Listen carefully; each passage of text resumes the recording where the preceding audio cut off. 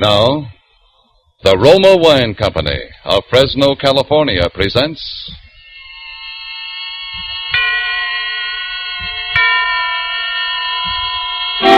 Suspense.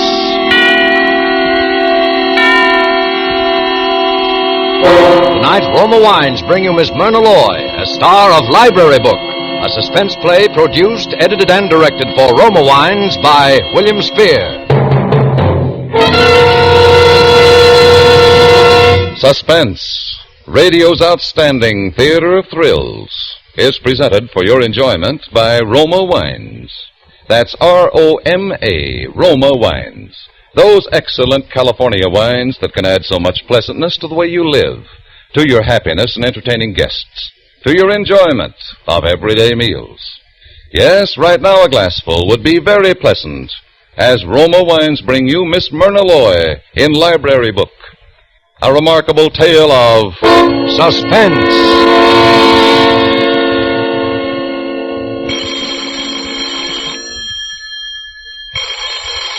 I'll get it, Maggie. Public Library, Hillcrest Branch. Miss Roberts speaking. No, I'm sorry. We do not carry the racing form. We do not carry even the current racing form, much less those published in 1925. I know nothing whatever of man-of-war's activities. Well, you'll have to consult another source to win your wager. Goodbye. Yes? Miss, do I give mine book back here? Yes, this is the return desk. Let me see. That's 2 days overdue. You owe 4 cents, Mrs. Rudnick. It's a lot of reading. My daughter read it to me nights. Here's the 4 cents, miss. Thank you. Oh, it was a grand book, though. Really grand. Gone with the wind, I suppose. I personally very seldom read bestsellers. It surely is romantic.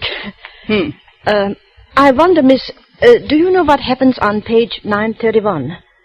Page 931? Yes, we don't know to this day whether Scarlett, she goes to Melon's party for Ashley, or page 931 and 932 are missing. So we were wondering if... Missing? Good heavens, let me see. We'd just give anything to know if Scarlett went to the party. One moment, Mrs. Rudnick. Huh? The pages are missing.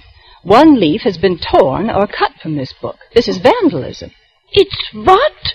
A page has been deliberately ripped out. Oh. I'll have to ask you for your reader's card. But we didn't do it. One moment, please. Miss Hughes. Yeah? Miss Hughes, will you please look up the list price of this book, Gone with the Wind? Yeah, sure. Just a second. You see, Mrs. Rudnick, you will have to pay the cost of the book or lose all library privileges until you do. Oh, but please, miss, we didn't do it. It's $1.49, Prudence. I don't pay no $1.49, because I didn't do it. How'd you find out about the damage, Prudence? Mrs. Rudnick called my attention to it, fortunately. Oh. Well, if she tore out the page, she wouldn't have told you. Now, you see, miss? But the rules... Oh, relax, Prudence. Well... Very well, Mrs. Rudnick. I'll investigate further. In the meantime, you may continue to use your card. Oh, thank you, miss. Thank you so much, and goodbye. Goodbye. Maggie, why must you interfere like that? You know the rules perfectly well. Yeah, sure, but they don't make sense. That's not for us to say. She should have reported before she took the book out. Well, now that's silly. How could you report the page was torn out before she read the book? Well, maybe you're right. I don't know why you raise such a dust about it anyhow. Because if I don't find out who did tear the book, I'll have to pay. And I don't want to spend $1.49 on a bestseller. Hey! Take care of that boy, Maggie. Okay. What'll it be? These here. You want to take these out? All of them? Sure, here's my card. Oh. Tarzan of the Apes, Tarzan Triumphant, Tarzan and the Leopard Men, Tarzan and the Forbidden City, Tarzan the Invincible, Tarzan... Morning Becomes Electra. Yeah, I'm making a radio, a walkie-talkie. Oh, look, I haven't read this myself, but I don't think it's going to help you. No? It says Electra. Yeah, well, anyway, you got one too many books. Okay, I'll take the electric book out when I bring these back. I'll bring them back tomorrow, so save it. 5 books, and he'll bring them back tomorrow. Did you get that, Prudence? 5 books, and the kids... Prudence, what are you doing? It's very strange. It's really very strange. Are you still mooning over that missing page? In Gone with the Wind? Yes. You know, whoever ripped that page out also underlined words on the following page, page 933. Yeah? What kind of words? Oh, they don't seem to mean anything. Words like anyone, merrily, hardly. They've been underlined by little scratches in the paper. Oh. Well, maybe somebody was cutting out cookies on top of the book. Come on, huh? It's past closing time. I've got to find out what's on page 931. Well, I can buy a copy of this book on my way home, and I will. Buy it? I thought you wouldn't spend dough on a bestseller. Well, I shouldn't. But this annoys me. It's vandalism. And besides, I have an odd feeling, a feeling that something's wrong. Yes, I have a definite premonition.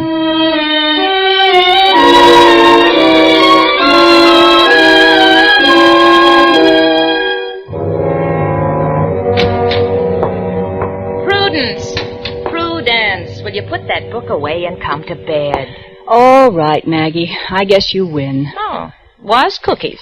No, it was words. I fastened the 2 pages together and made the marks back through. But these words don't mean anything either.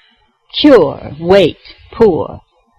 I think they were cut out of the book because the marks are above and below each word. Sure, that's kid stuff. You know, cut out words and paste them to write a letter. Cut them out. Well, of course. Let's see. There's poor, your, 50, instructions, her, Melanie. Oh, Melanie. That was Olivia de Havilland in the picture. Really? I wouldn't know. Now, I'll start with the word 50. It's an adjective and must modify something. Oh, Natch. 50 health. No. 50 instructions. Could be, but it's awkward. 50 grand. Well, it's slang, but it does mean something. I'll tell the world 50 grand means something. Now, a noun must be followed by a verb. 50 grand to wait. Or to cure. I'll try that. 50 grand to cure. That's a plenty expensive cure, that. Now, her. 50 grand to cure her. Melanie. A girl's name. Melanie, why, yes. All the other words pair off perfectly now. Your Melanie, poor health, wait, instructions. 50 grand to cure her. That's it, Maggie. The words couldn't possibly go in any other order. Yeah. So, now you've solved the puzzle, let's get to bed. Well, all right. I suppose I have to wait until the morning to call the police. The police? Just because a book was torn? No, because it's a ransom note. Oh, Prudence. But can't you see? That's what it says. Some poor girl named Melanie has been kidnapped and is being held for ransom for 50 grand. It's our duty as citizens to help her.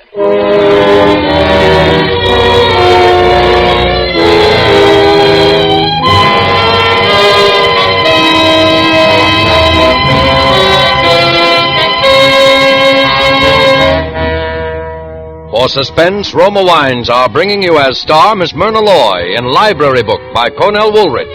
Roma Wines' presentation tonight in radio's outstanding theater of thrills, Suspense.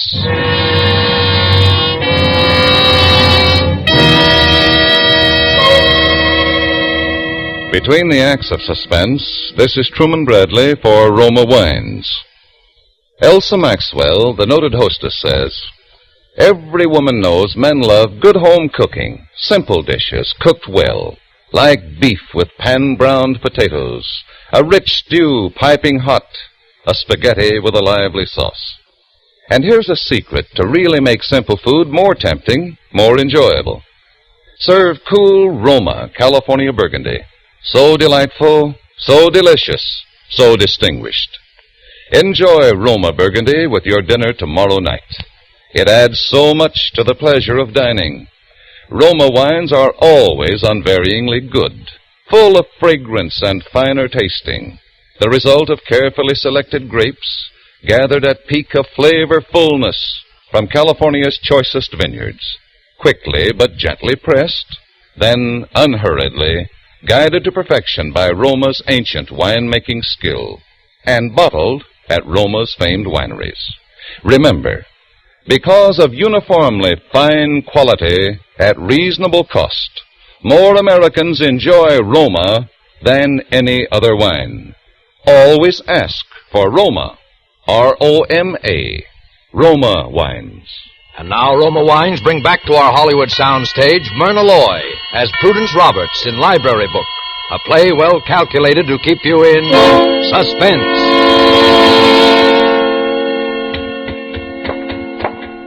Miss Roberts, I'm sorry I couldn't get here till this late. I'm Lieutenant Murphy from headquarters. Oh, you're a detective? Well, that's what my paycheck says, ma'am. Oh, well, of course, you're not in uniform. But come over here behind my desk. I want to show you something. Yes, ma'am? Has anyone been kidnapped lately? Huh? What? Anyone named Melanie? Do you know? Why? Well, this book came back to the library damaged, and I deciphered a kidnap message from the damaged page. See? Read it. You deciphered this note? You're laughing at me. I want to do my duty, and you laugh. Oh, no, ma'am. We'll check on... Well, say, what do you know? Yes? What is it? Oh, nothing, miss. You took your glasses off, that's all. What'd you say your name was again, miss? My name is Miss Prudence Roberts. What has that got to do with this? Well, we have to know the source of our information. Yeah, this does look like a ransom note now that I look at it. Of course it does. But we haven't any case on deck right now that this could possibly fit into. I never heard of a ransom note without a kidnap case. Oh, you haven't. Very well. I'm sorry I bothered you. We have to close the library now, so good evening. Just a minute, miss. What are you going to do? I'm going to find out who damaged this book. Do you see this card?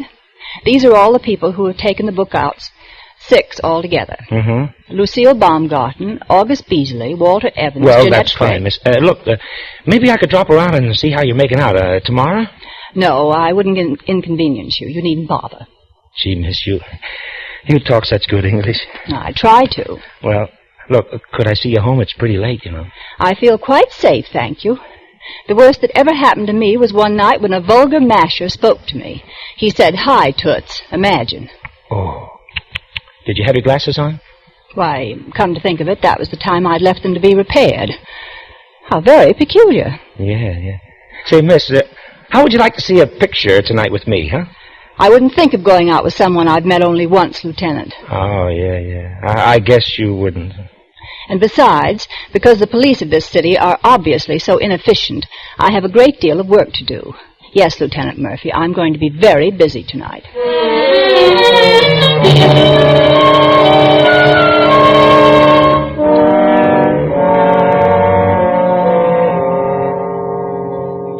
Miss Baumgarten, I only wanted to make sure. You're sure the page was missing when you read it? Oh, it was missing all right. I remember because it took me quite a while to figure out what happened, but I finally did, so it didn't worry me. Say, I'm not going to be in any trouble over this, am I? No, it was damaged by someone before you. But,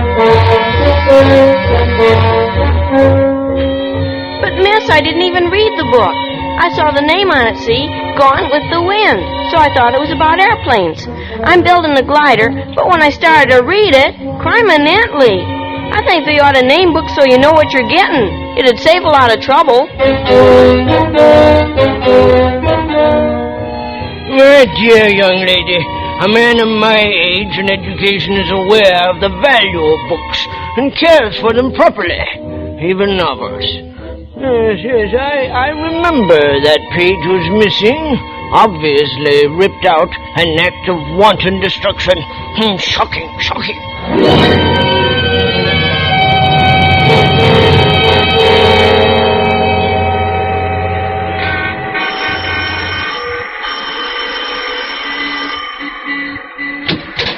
Yes, what do you want? Does Miss Jeanette Craig live here? What's that? Does Miss Jeanette Craig live here? She did. She moved. Ah, when did she move? Oh, about 2 weeks ago, Monday, I think. Yes, on the 17th. But she returned this book on the 18th. That book? Oh, no, I was the one that returned that for her. I was cleaning out a room and I found it. Well, I work in the public library, and this book was damaged. I wanted to speak to Miss Craig about it. Oh, well, all I know is that she didn't expect to go when she did. Her room still paid for her, and she left most of her things. Ah. Someone took sick and sent for her, they said. They called for her late one night, and off she went in a rush with 2 men. But if she left her belongings, she'll be coming back for them. Well, I guess she will, or she'll send for them. When did you say her room would be available? Her room? Yes, I'm thinking of moving, and I like this neighborhood, and I thought... Oh, well, come right in and I'll show it to you. Now, it's real nice, first floor.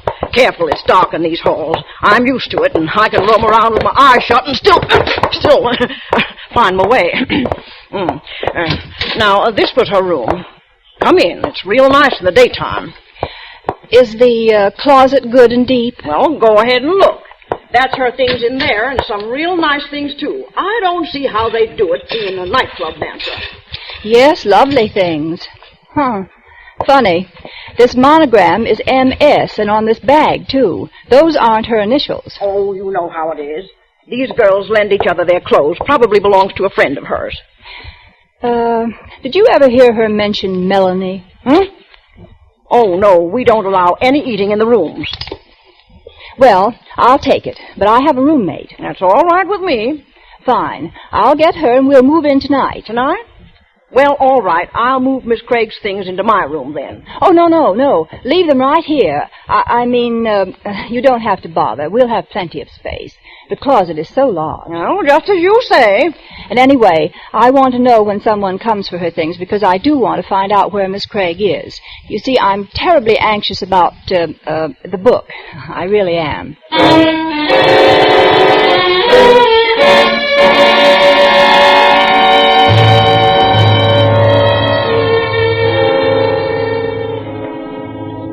Oh, Prudence, you and your mystery. We move out of a perfectly good apartment into a room next door to a pool hall.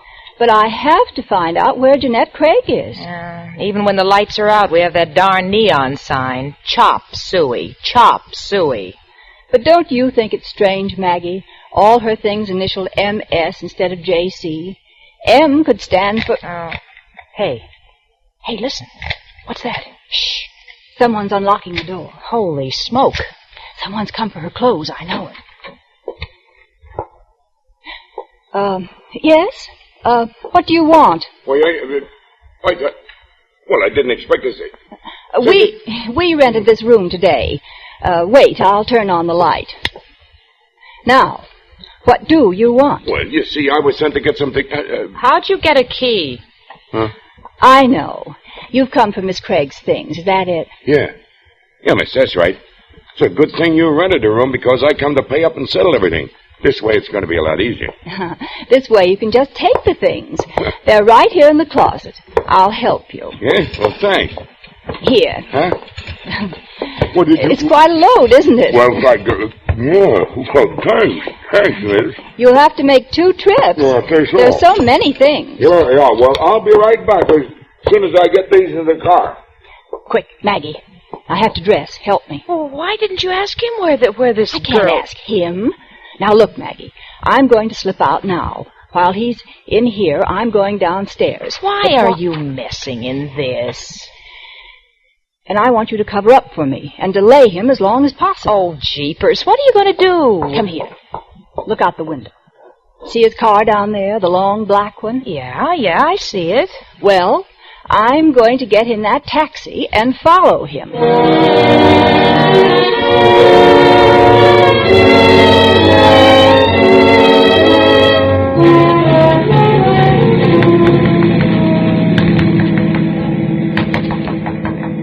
Driver, he's awfully far ahead. Lady, I know this game backwards. It's been 20 miles and I haven't lost him yet.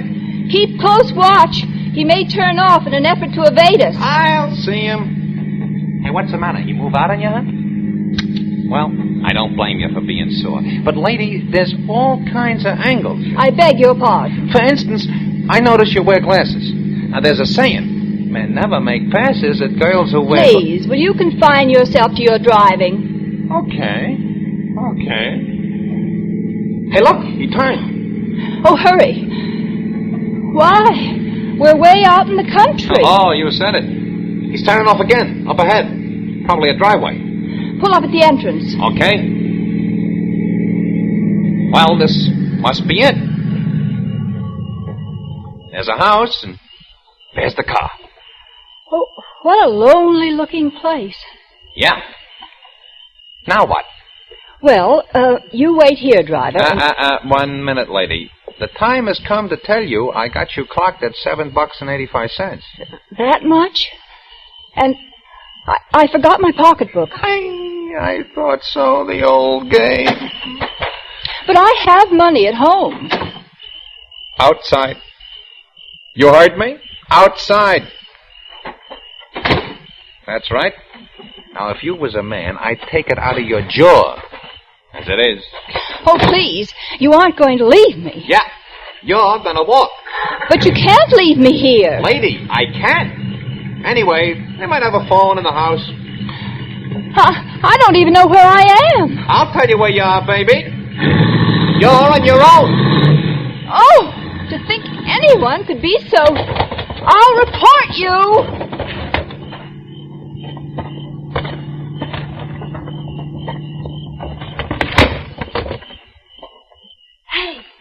Hey, you! What? Oh, good heavens. Quick, come closer, please. All right. Oh, please, take me away from here. Please help me get away from here. Who are you? Melanie Stevenson. They won't let me go. I think they're going to kill me. Melanie? Ah. But where is Miss Craig? I'm Miss Craig. Oh, please, I'll tell you later, but get me out of here. Well, can you climb through and drop from the sill? No, I'm chained to the bed. Oh, please, hurry, bring someone back with you. That's the only way I can get out of here. All right.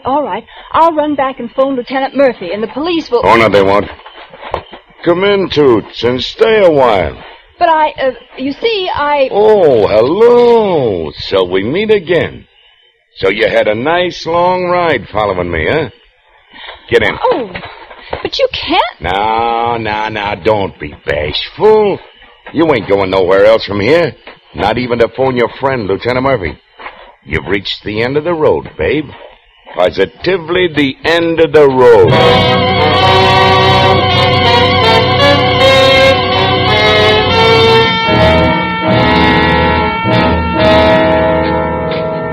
Oh, Murphy, close the door and sit down. This is important. Okay, Captain. Wow, what's up? It's a kidnapping case, Murphy. I only hope we're not too late. That man who just left my office was Martin Stevenson. Yeah, who's been kidnapped? His daughter. This is the story. She ran away from home a few months ago to work in a nightclub. Took another name. Didn't even let her family know where she was living. That's why they didn't know when she disappeared, so it wasn't reported until now. How'd she disappear? Well, her father doesn't know. But it looks like someone recognized her in the club, knew the Stevensons had dough, and grabbed her. Well, first thing the old man knows, he gets a ransom note. You know, the usual kind, words cut out of something and pasted on paper to look like a telegram. Words pasted on... Captain, what was the daughter's name? Melanie, I think. Melanie. Chief, you should have had her ought to read more, like me. Huh? It's Melanie. Like in Gone with the Wind. She's the same note. The same note. Now, what are you raving The about? note that librarian, Miss Roberts, called us about. Remember I told you? Remember what a laugh it handed us? Yeah, say, that's right. Well, she must be a pretty smart girl. Hey, maybe we ought to talk to her. Yeah, just a minute. I got her phone number. I'll call her up. Oh, so you got her phone number. Huh? I thought you said she wears glasses. Well, I got it, Cap, just in case I turned up any information. Yeah. That's funny. She don't answer. Well, she might know one or two people besides you, Murphy. Yeah, but she's got a roommate. Oh, well, I guess I can see her in the morning. That's soon enough.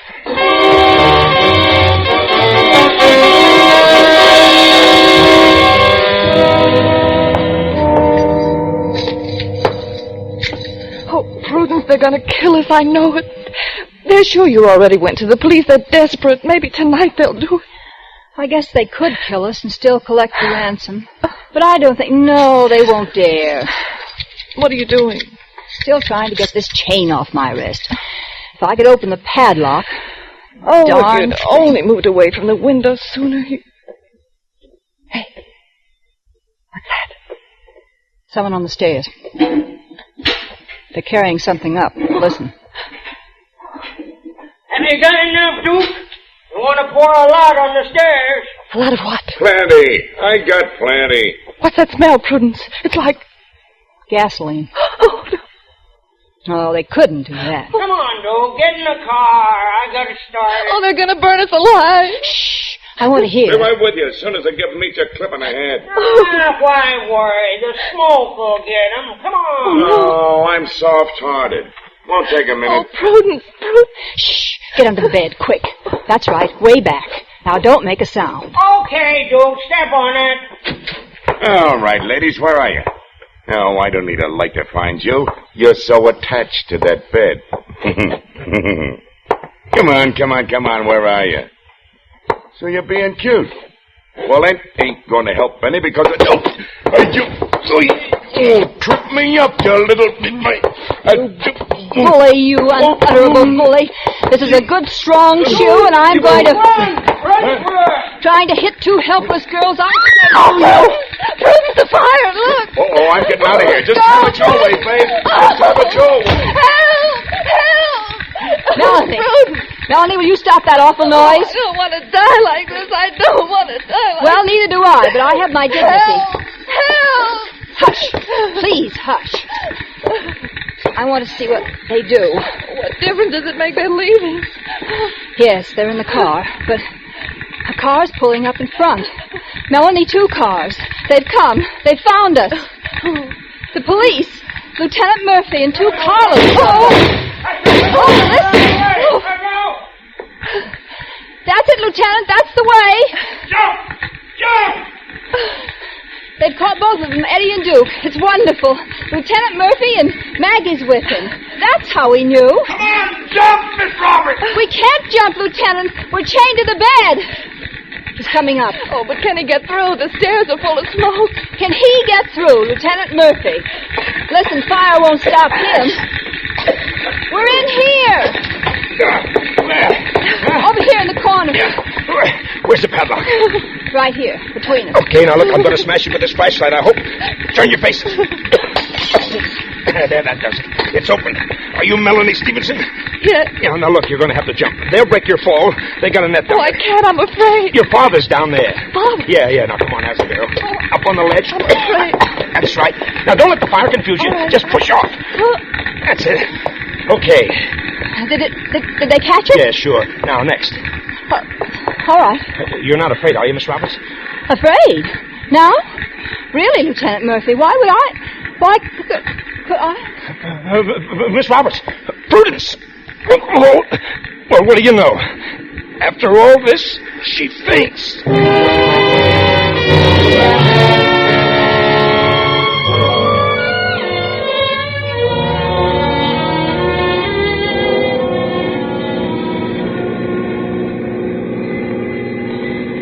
It's awfully nice of you to drive me home, Lieutenant. Oh, forget it. I'm just thankful I had enough sense to try and find you tonight.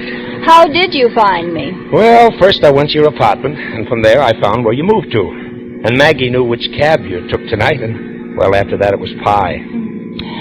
It was so melodramatic the way you got there just in time. Yeah? Oh, you know, I can't get over the way you talk, Miss Roberts. Every word so clear, just like a poem. Poem. Yeah, that's what I said. Poem. Oh, I certainly hope I'm going to see you some now that the excitement's over. Well, Look, there's a real highbrow picture showing right near your place. I'd sure like to take you to. No, I'm sorry. Well, I just thought I'd ask. But if you know of a good, fast murder picture with a lot of shooting... Miss Roberts! Can that, Miss Roberts? Prudence! Hey, wait, what are you doing? I'm throwing my glasses out of the window. From now on, call me Toots.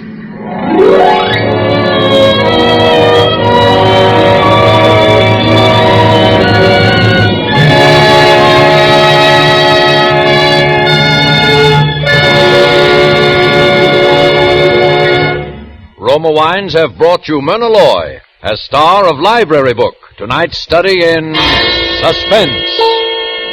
This is Truman Bradley for Roma Wines, the sponsor of Suspense. With family and friends dropping in more and more, with more frequent entertaining at home, here's a tip from famed hostess Elsa Maxwell. She says, I always welcome friends and guests with Roma California Sherry served cool. There is nothing so friendly, so heartwarming as delicious, glorious gold and amber Roma Sherry. Rich in natural fragrance and nutty, mellow taste. The perfect first call for dinner. Most enjoyable later in the evening, too. Easier to serve than tea or coffee.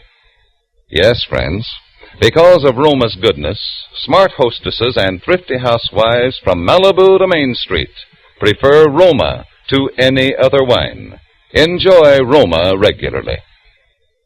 For better cocktails, use full-flavored Roma Vermouth, made and bottled in California, yet surprisingly low-priced. Try Roma Vermouth soon, won't you? Miss Myrna Loy will soon be seen in the Jack Skirball Bruce Manning production, A Genius in the Family.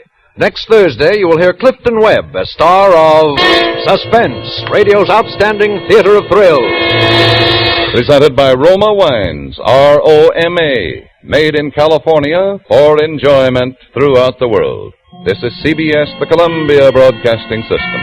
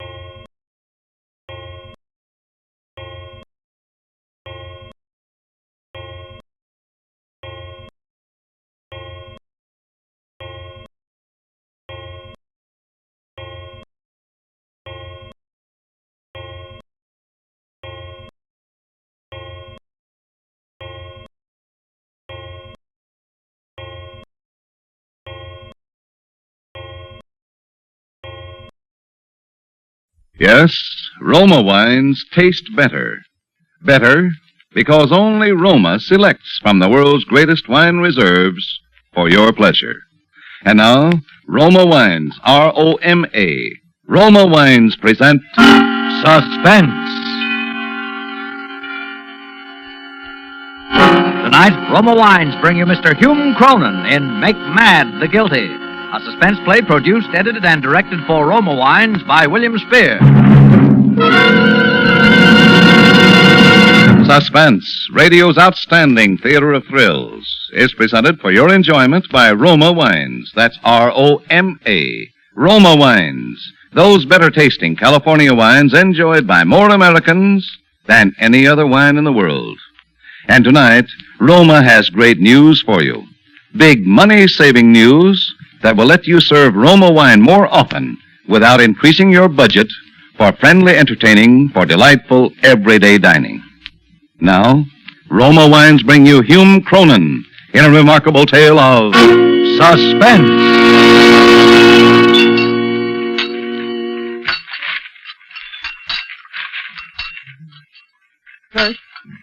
Bert. Yes, my dear. Well, have you found anything? I'm looking, my dear. On the theatrical page, I suppose. Of course, my dear. Looking. You've been doing that kind of looking for 6 months. Give me that paper. Bet I'll find your job in about 6 minutes. Yes, my dear. It is true that the theatrical season, particularly in San Francisco, particularly for Shakespearean actors, was inclined to be sluggish. And it is true that I had never had the great leading roles. Hamlet, Othello, Lear. Although my success in supporting parts amongst amateur groups had been little short of dazzling. It is also true that these successes were of some 15 seasons past. Still, the talent of your true artist is not to be thwarted or denied. But this was a matter which I had never properly succeeded in demonstrating to my wife, Elizabeth.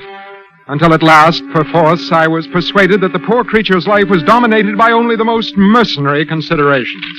Face it, little man, you were washed up as an actor before you started. You've just been looking in the wrong part of this paper. Merciful heavens, desist! Have I not, in deference to your penurious concern, found you a boarder? Young Longstreet? Him. A sublime specimen of lusty manhood. Don't try to change the subject. Yes, my dear. Oh, hey, here's something. Listen to this. Yes, my dear. A man with personality, poise, presence to appear before the public must be able to dress and act the part of impeccable good taste. What do you think of that? Why, sounds most promising. All right, little man, the job is practically yours. What is the nature of the position? Floor walker at Burdock's department store. Floor walker? My dear, that's impossible. Listen, I'm through supporting you as of today, understand? Yes, my dear, but then... And you'll take the job and like it. Yes, my dear.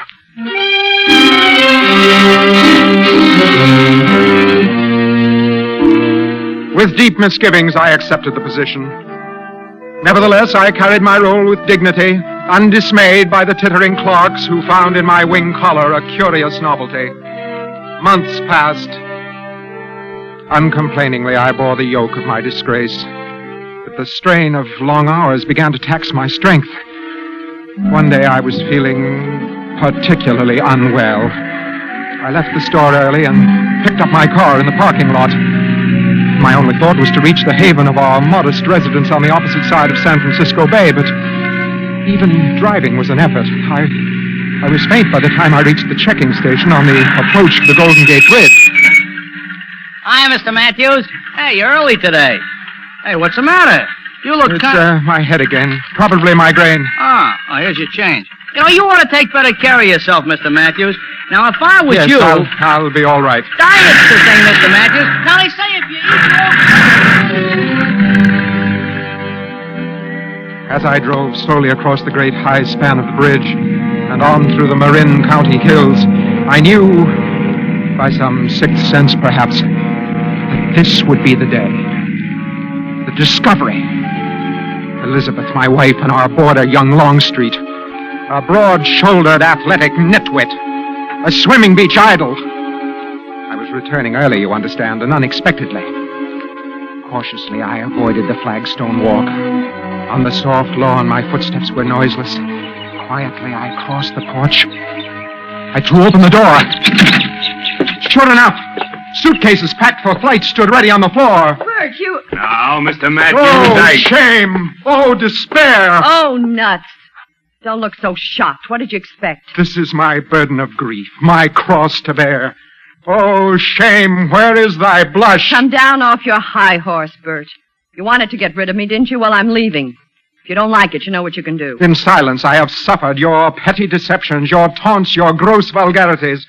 But now, at long last, the worm turns. Bert, put down that gun. Hey, hold on a minute, Mr. Matthews. My heart has turned to stone. Bert, you're ridiculous. Don't make me laugh. Ridiculous? On the contrary, my dear wife, I am, for the first time in 15 years, a man. Now listen, Mr. Matthews. Look at him. Always the tragic actor, the great tragedian. You're positively silly with that revolver trembling in your hand. Give it to me. Keep your distance. I warn you. Now look here, Mr. Matthews. Betty and I have got... Don't worry, handsome. The little man won't shoot. I know him too well. Now give me that gun. I warned you. I said give me that gun. Oh, that you had 40,000 lives. One is too poor, too weak for my revenge. Hey! Hit him, handsome. Well, we're on our way. Bring the suitcases, handsome. Shall I hit him again, Betty? Oh, the little man won't bother us anymore. Ah, just one. For luck, huh? Oh, suit yourself. Yeah. To remember me. Bye. Be seeing you, little man. Wait. So long, Matthews. Don't take any wooden nickels, huh? Elizabeth, wait. What for? We've got places to go. Please, Elizabeth. I am the vanquished. It is I who must go. Pride compels it. I shall go far away. Disappear, vanish from your life forever. He's nuts. Quiet. What's this you're trying to say, Bert? You're offering to disappear? Vanish, scrap? Precisely. Put down the suitcases, handsome. The little man has something up his sleeve. Sit on the floor, worm. And remember, we haven't got all day to talk. Please understand, dear wife. In my disappearance, in my seeming death, if you will, there are certain advantages to be derived for all concerned. I'm listening. My life insurance policy, for instance. $20,000. Not an inconsiderable sum. Say, I'd forgotten about that. Yes, but softly, dear wife, softly, let me finish. I was thinking rather of other advantages you would derive. My sudden death, presumptive of course, would give you freedom to marry your healthy milkweed, this handsome nonentity. Hey, watch yourself, Matthews. I don't like that stuff. My deepest apologies, handsome. Oh. Now, Elizabeth, to the subject of the insurance. Even in my far-off oblivion, I'll have need of money. I thought perhaps you would collect the money and... And what? Forward it to me. Oh, so that's it. You're not the fool I thought you were. There are mutual advantages, as I have indicated.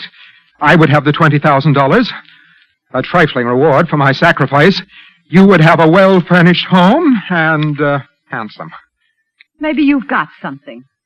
Let me think it over. I don't get it at all. You will, handsome. You will.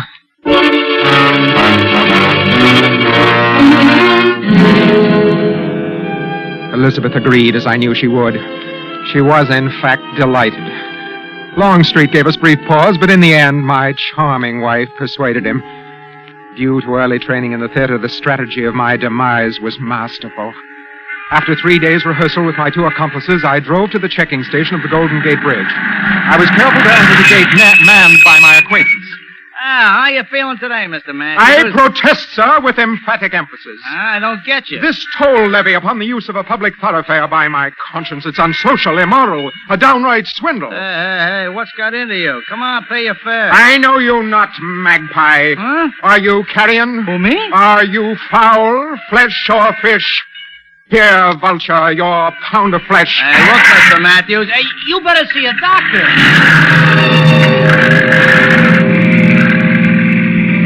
Doctor, indeed. But the fellow would remember me. I drove slowly, watching in the rearview mirror.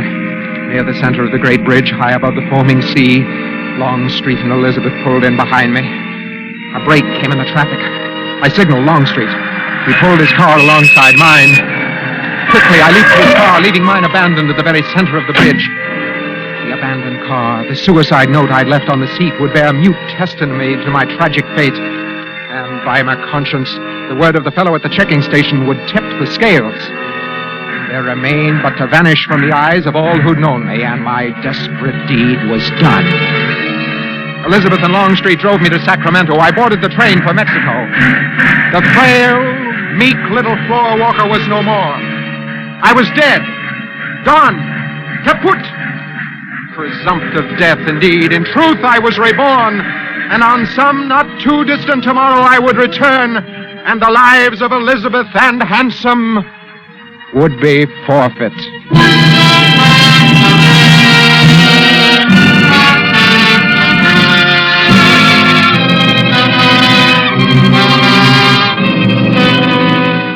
For Suspense, Roma Wines are bringing you Hume Cronin in Make Mad the Guilty.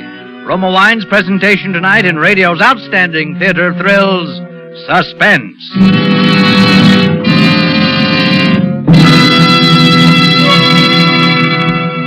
Between the acts of Suspense, this is Truman Bradley for Roma Wines. There's a big reason why more Americans enjoy Roma than any other wines. It's because Roma gives you an extra pleasure dividend in fuller bouquet, richer body, and better taste. And Roma gives you still another extra dividend. Now you can buy Roma wine at handsome savings. Now you can enjoy the delicious taste luxury of your favorite Roma wines and get extra change from a single dollar bill. Yes, you can now save up to 20% on finer tasting Roma wines. Take advantage of these big Roma savings. Buy Roma by the case. Enjoy delicious Roma wine more often with meals or when you entertain, and save money on every bottle. Ask for Roma, R-O-M-A, Roma wines, for extra good taste and extra cash savings. And now, Roma Wines bring back to our Hollywood soundstage Hume Cronin in Make Mad the Guilty, a tale well calculated to keep you in suspense.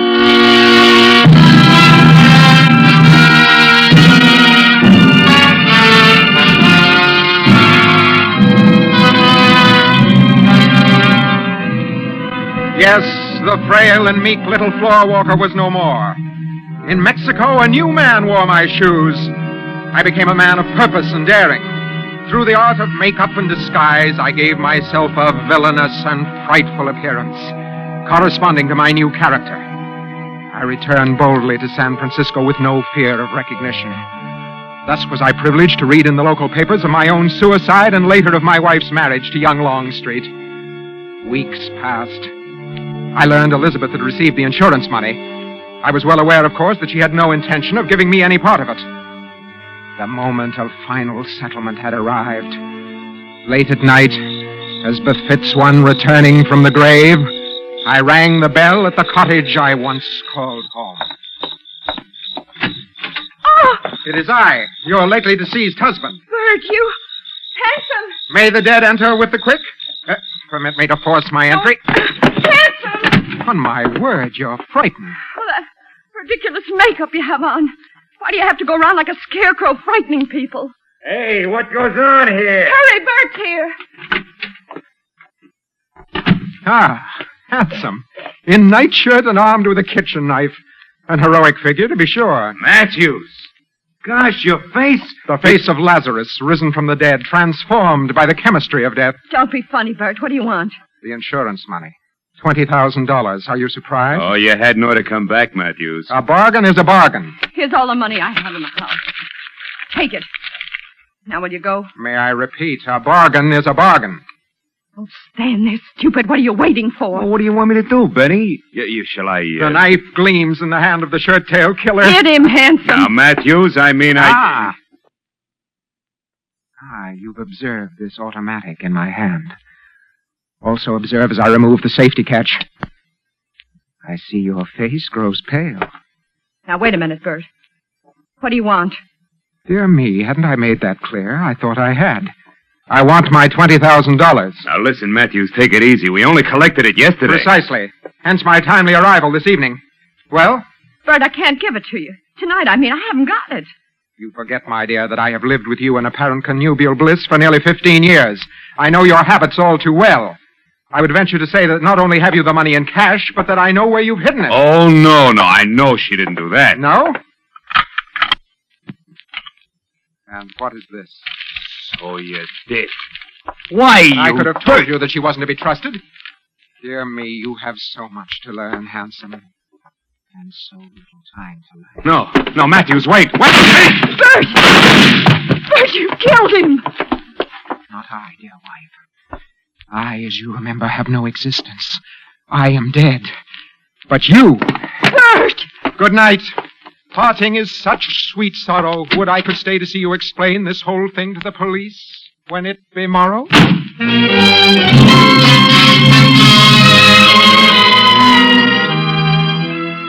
Perhaps you see it now, eh? Perhaps now you fully understand the sweep and majesty and genius of it. Or you must know I had planned it. Yes, planned it every step of the way from the day I introduced Elizabeth to Longstreet until the poor wretch was found hovering over his corpse. Had ever a man played and conceived so magnificent a role, and in no tawdry theater for the make-believe, but in the vast arena of life itself, there was but one thing lacking. That one ingredient so essential to the full savoring by the artist of his creative genius. An audience. And even that I had foreseen. I had my audience ready-made. Elizabeth. Elizabeth should be my audience. Her frantic protestations of innocence, her unbelieved cries and lamentations at the ingenuity of my plot would be meat and drink and the very breath of life to me.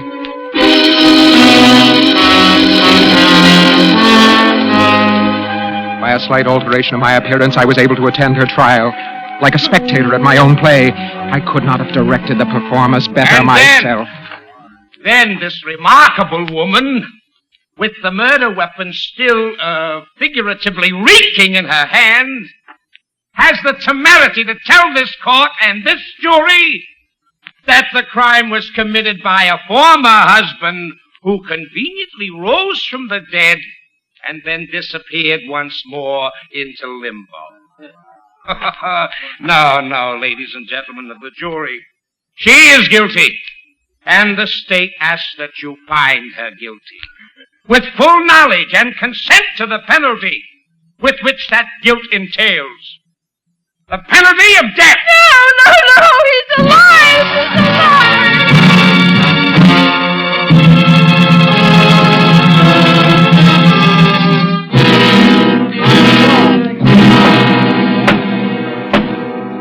Now, ladies and gentlemen of the jury, have you reached a verdict? We have. I'll find you, the defendant, Elizabeth Longstreet, guilty or not guilty. Guilty.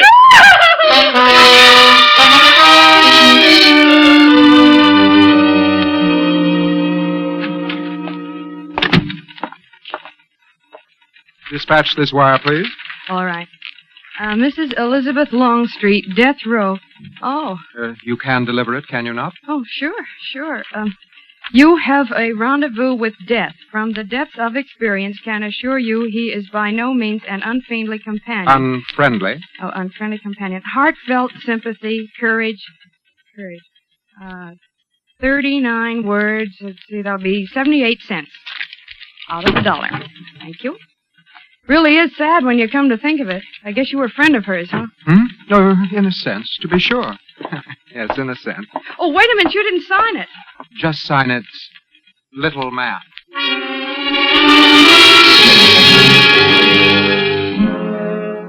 The next day, I eagerly scanned the papers for the outburst that this sensational communication must certainly cause. But there was nothing. So I sent a letter, something a little more direct. I scanned the press anew. But still no sign. No single word to tell me how she had received it. What was it? A conspiracy of silence? I was like a player performing to a cold and empty house. Clearly some stronger medicine was needed. Yes, sir? Ah, lilies. The symbol of purity and death. They are lovely, aren't they? Fresh cut this morning, Sweet too. poetry of flowers.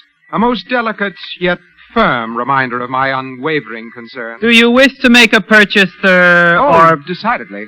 Give me all you have. I wish them sent by special messenger. The season is propitious. Yes, sir. Where to, sir? To Mrs. Elizabeth Longstreet, Tehachapi Prison, the death house. Mrs. Elizabeth? And would you mind writing a card? As you can see, my right hand has suffered a slight injury. Very well, sir. What do you wish me to write? Just say, from the little man who wasn't there.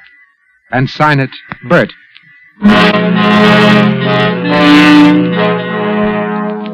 My own name, you see. That surely would bring results. But no, nothing. Once again, nothing.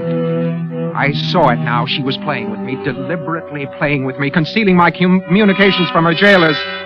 And my time was running out. The execution was within the week. But I would move her. I'd move her in such wise as she would drown the stage with tears and cleave the general ear with horrid speech, make mad the guilty. Okay, next. It's my understanding that the state law requires the presence of witnesses to a prison execution. I therefore request... Okay, who do you want to see go? Mrs. Elizabeth Longstreet. Let me see. That's Friday morning. What's your name? Bertram Mason. Let me see some identification. Driver license, anything you got. Identification? Yeah, anything at all.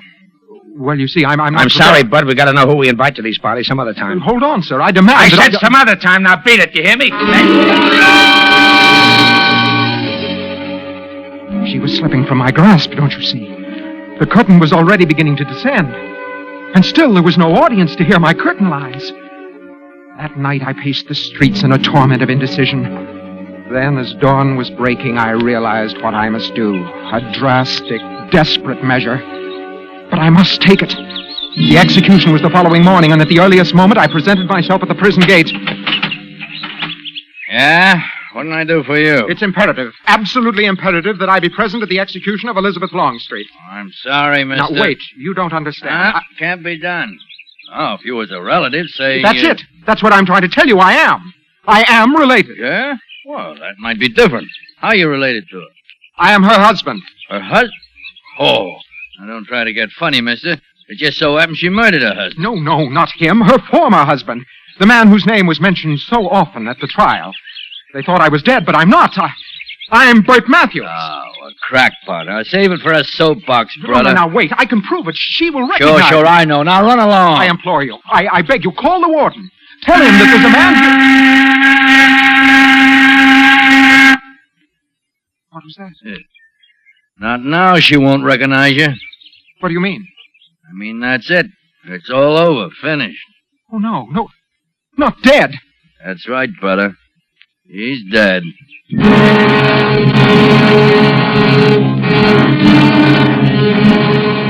Suddenly my life was empty, and all my plans of triumph were as ashes in my mouth. Hers had been the triumph, not mine. Hers the tragic spectacle, hers the hour upon the stage. Now, in truth, was I really dead. For who now would applaud my artistry? Who would believe my tale or even recognize my face?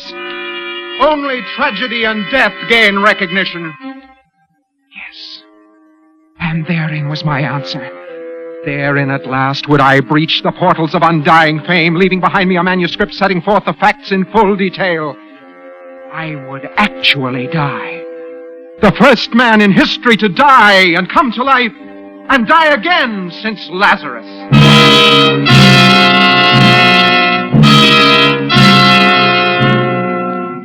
I searched the streets until I found a car with the keys in the ignition lock. I stole it. I drove to the Golden Gate Bridge, for I would not only die twice, I would die twice in the same place and the same way. I drove past the gateman and on. Hey, wait! On to the very highest part of the parapet. I would stand while horrified onlookers gazed helplessly. Then, as eager hands reached out to save my life, I would leap.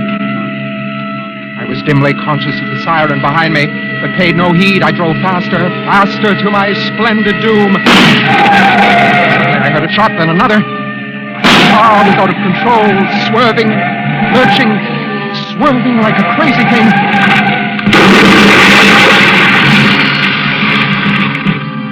I think for a moment I lost consciousness.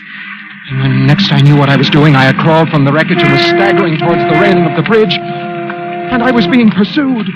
Even now, at this late hour, some monstrous fate seemed bent on thwarting my design. Stop, we'll shoot. No, they would not stop me. I would not be thwarted. I staggered on. Searing pain in my shoulder. I fell. I struggled to my feet again. The railing was almost within my grasp. There shot that rending, tearing agony of the bullet through my chest. I was on my knees again, but I must. I clawed at the steel railing painfully lifting myself up. For a moment I balanced, swaying, and then oblivion.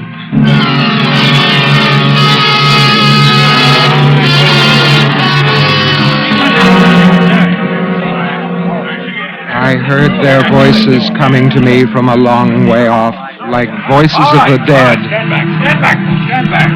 Why, this guy's Playboy Evans. Same license number. Well, I wonder why he ran. Yeah, it's tough, and he looks like such a honest little guy.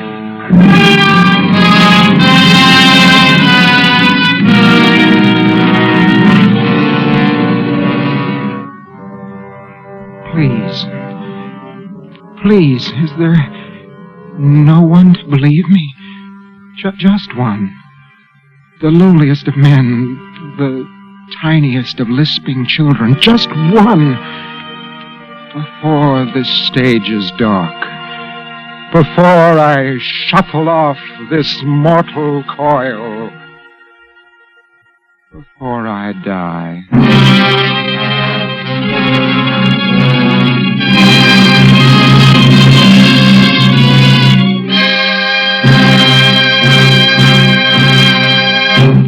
Suspense. Presented by Roma Wines. R-O-M-A. Roma. America's favorite wines. This is Truman Bradley inviting you to try Roma Wines. To learn for yourself why more Americans enjoy Roma than any other wine. It's because only Roma selects from the world's greatest reserves of fine wines to bring you better tasting wines. And now, you and your friends can enjoy delightful Roma wines more often because Roma prices have been reduced as much as 20%.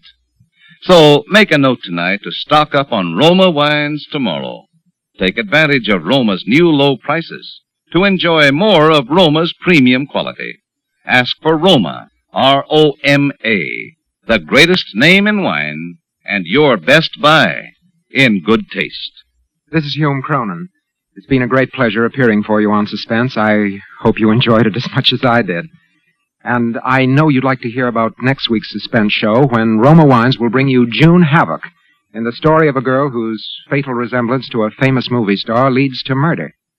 I'll see you soon, I hope. Thank you. Good night. Hume Cronin appeared by arrangement with Metro-Goldwyn-Mayer, producers of Living in a Big Way, starring Gene Kelly and Marie McDonald. Tonight's suspense play was by Irving Moore and Robert Richards from an original story by Robert Ralston. Next Thursday, same time, you will hear Miss June Havoc as star of Suspense. Produced and directed by William Spear for the Roma Wine Company of Fresno, California.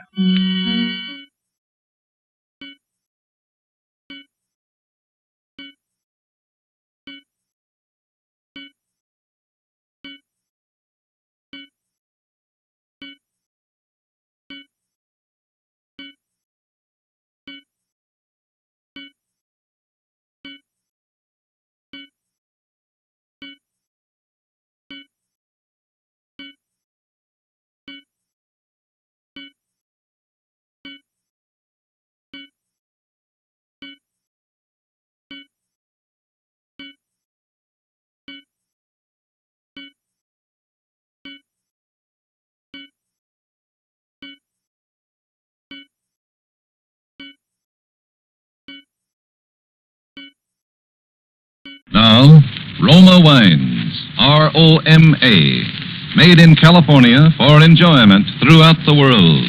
Roma Wines present Suspense.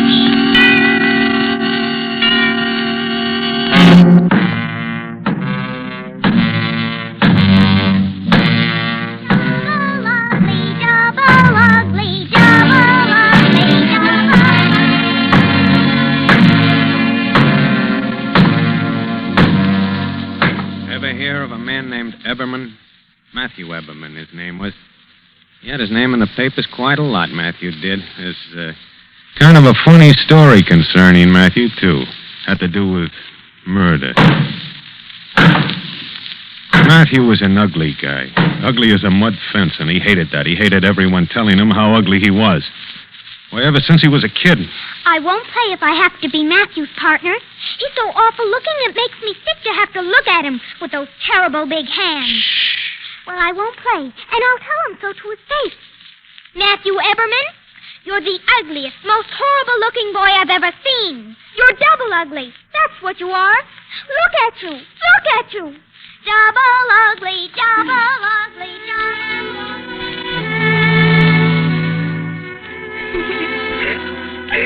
Sometimes Matthew would cry. He'd go home and beat his big fists into his pillow and nearly choke, getting the sobs out of him. Don't cry, Matthew. What do you care what they say? Friends don't matter unless they love you for yourself. Don't cry, dear. Mother loves you. Mother thinks you're a wonderful boy. There, now don't you cry. And then Matthew wouldn't cry. It was a funny thing, too. He came from a good family, enough money, education. And if he hadn't been so ugly, his voice would have been kind of pleasant to listen to.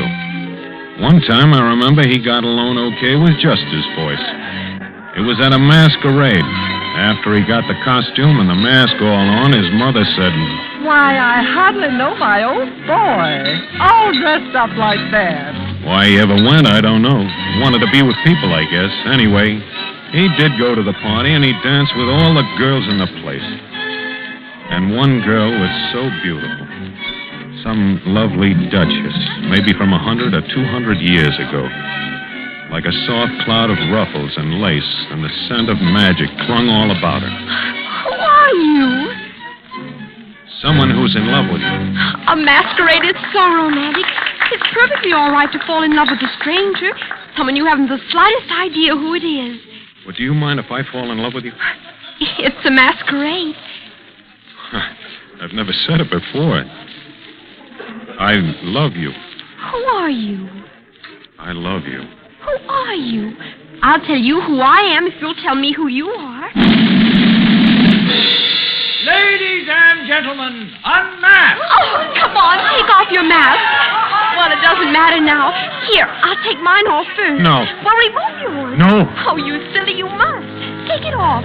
I'll take it off of you myself. No, don't, please don't. I will.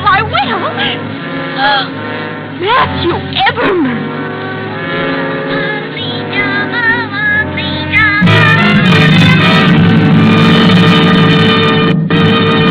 Some lovely duchess. A soft cloud of lace and the scent of magic all about her.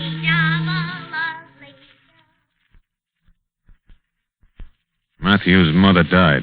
Matthew went away from town. It was after that he had to do with murder.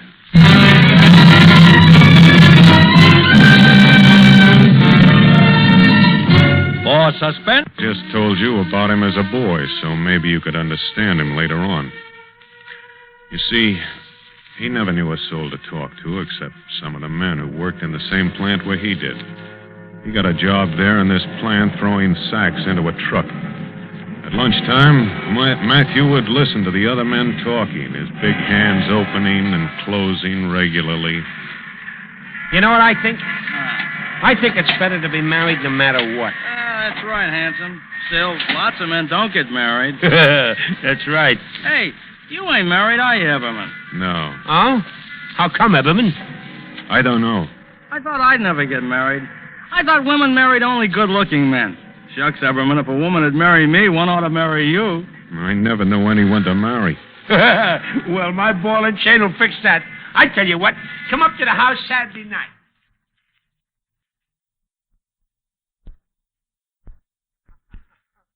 Yeah, Eberman's the one I was telling you about that don't know no one to marry, Hazel. Why, Mr. Eberman, ain't you ashamed? There's lots of girls around that's just dying to get married. Ain't you never wanted a home? Now look at our little place. Ain't it cute? A man needs a woman's touch and vice versa. Yeah, that's the truth, Eberman.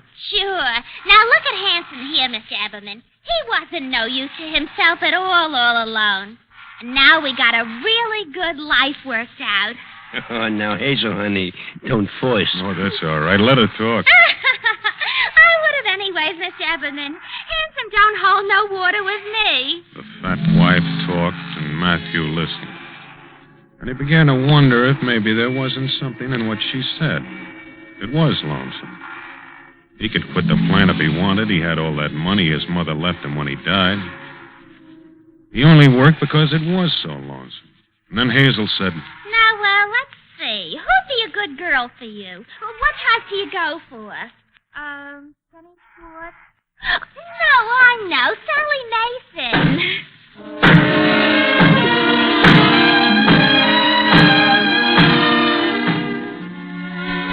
Sally Mason. A big, easy-going blonde. Like a soft cloud of ruffles and lace and the scent of magic. No. That's getting it all mixed up. Anyway, Hazel arranged for them to meet at a party at her house. She had all the men and their wives from the plant, and a guy named Lefty played the piano. Played piano like old-time movies. Everybody had a swell time except Matthew. He sat alone over in one corner of the porch. He heard the screen door open and close, and a big bunch of white that was Sally moved over to him. Oh, there you are, Mr. Everman. What do you mean by running away from the party? I'm your date tonight, aren't I? Sure, but I thought maybe you'd want to be with some of those fellas that talk more. You know, I'm pretty quiet. Oh, I don't mind. I think that's the mark of a gentleman. Oh, gorgeous night, huh? Isn't it? You know, I think nature's just about the grandest thing in the world, don't you? Huh? Oh, trees and flowers and all. Ain't so many flowers around here, though. I like sunshine and clean scenery all around. Don't you? Huh? I get so lonesome here. Lonesome for a girl. That is, of course, if you aren't married. I get lonesome, too. You do? I never thought men got lonesome. I thought it was only girls. Men can get out. I get lonesome. Oh, Sure, I remember now. Hazel told me. You're afraid you're too ugly looking. What are you laughing at? I do get lonesome, and that's the reason, only you're not to laugh. Well, my goodness, I wasn't laughing. Except it's funny to think of a man being so... Say, I didn't mean to hurt your feelings. I'm lonesome, too, ain't I? You've got the biggest hands I ever seen. Do you think I'm pretty? Do you? Oh, I get so lonesome. Matthew couldn't get it out of his head about this funny girl. Do you think I'm pretty? He didn't even know. He couldn't even remember what she looked like when he went to work the next day. And when he started to get his lunch, there was something over by the gate that he'd never noticed before. Something pink and fresh. His big hands opened and closed. It was Sally. All in pink organdy, like a pink balloon at a children's party. I guess you're surprised to see me, aren't you, Mr. Everman? Yeah, I guess I am. I thought maybe you might like a little home-fixed lunch. Does it look good, huh? Hell, we can eat over here in the shade if you don't mind having a lady as company. I was all alone today, and that's why I come. Looky here. I even got some chocolate cream for after. You like them? Uh-huh. I do myself. Say, ain't this a cute bracelet? Huh? Little tiny bells. Must be hard work to make a thing like that now, don't you think? Oh, say, have one of those sandwiches, Mr. Everman. They're gorgeous. Sally chatted away, all in pink, and self-consciously turned her wrist to make the little bells tinkle. Matthew ate steadily, silently, big, thick sandwiches. Just like a party, ain't it? After a while, it was time to go back to work. Matthew stood up and didn't know what to say, just looked. Sally's face was kind of shiny from the heat, and the pink had gone limp and bunched. But a breeze picked up the loose strands of her hair. Her foot twisted like a little girl. You know, you never once called me by name. It's Sally. I know. Oh, call me by name. I like being called by name. I will. Can't you do it now? Oh, it won't hurt none. I gotta go back to work. Okay. So long. So long. You look pretty in pink. Why, say I'm awful glad you like it. It's one of my favorite colors in all this world.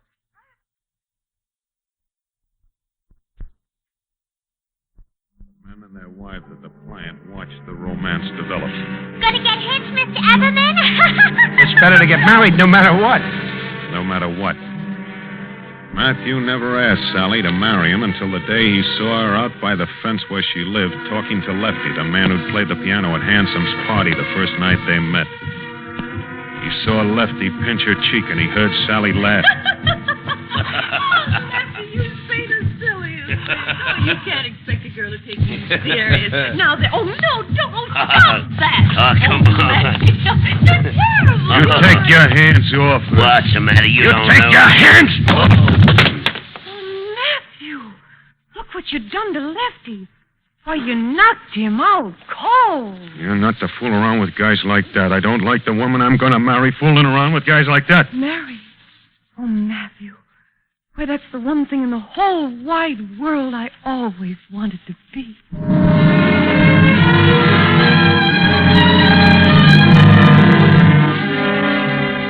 Matthew took his bride to Niagara Falls. There was only one thing, the bracelet. Matthew wondered what he could do about that.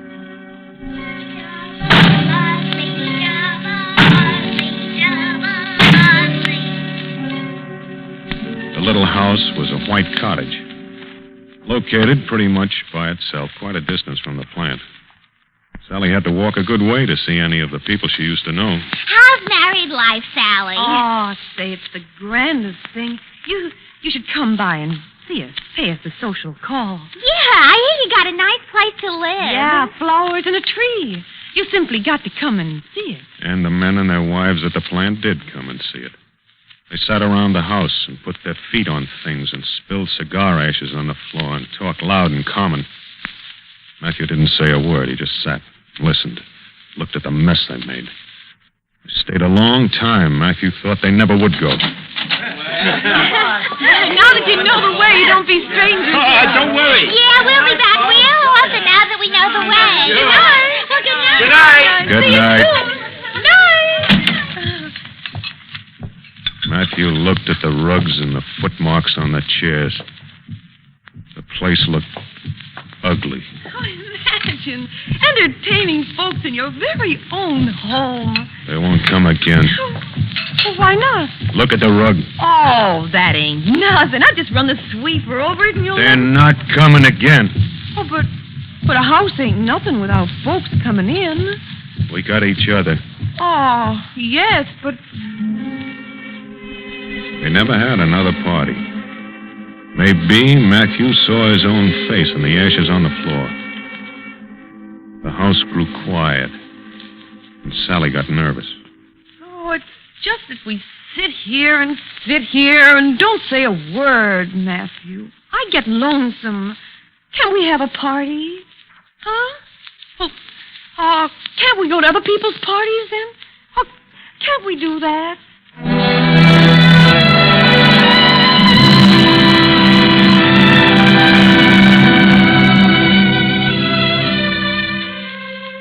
The yard grew up in weeds, and the flowers didn't do so well, and the tree didn't grow. Even the smoke from the plant seemed to find its way over to the house. The white got gray, and it got black in splotches, and the paint peeled. Matthew lived. Sally put on weight.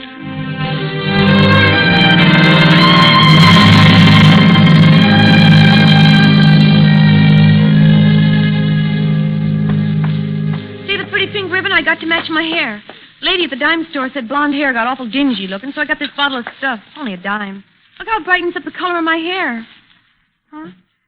Oh, have a chocolate cream, Matthew. These creams come from the dime store, too. I can't even notice the difference from the ones you used to buy me. He walked away. He always walked away. He wanted to tell Sally how much he wanted to be close to her, but he couldn't. She filled the house with frilly things and all the fussy doodads that go with it. You just won't believe what I got to show you, Matthew. It's just like Joanne Crawford had in the magazine. Look, it's a genuine toy poodle.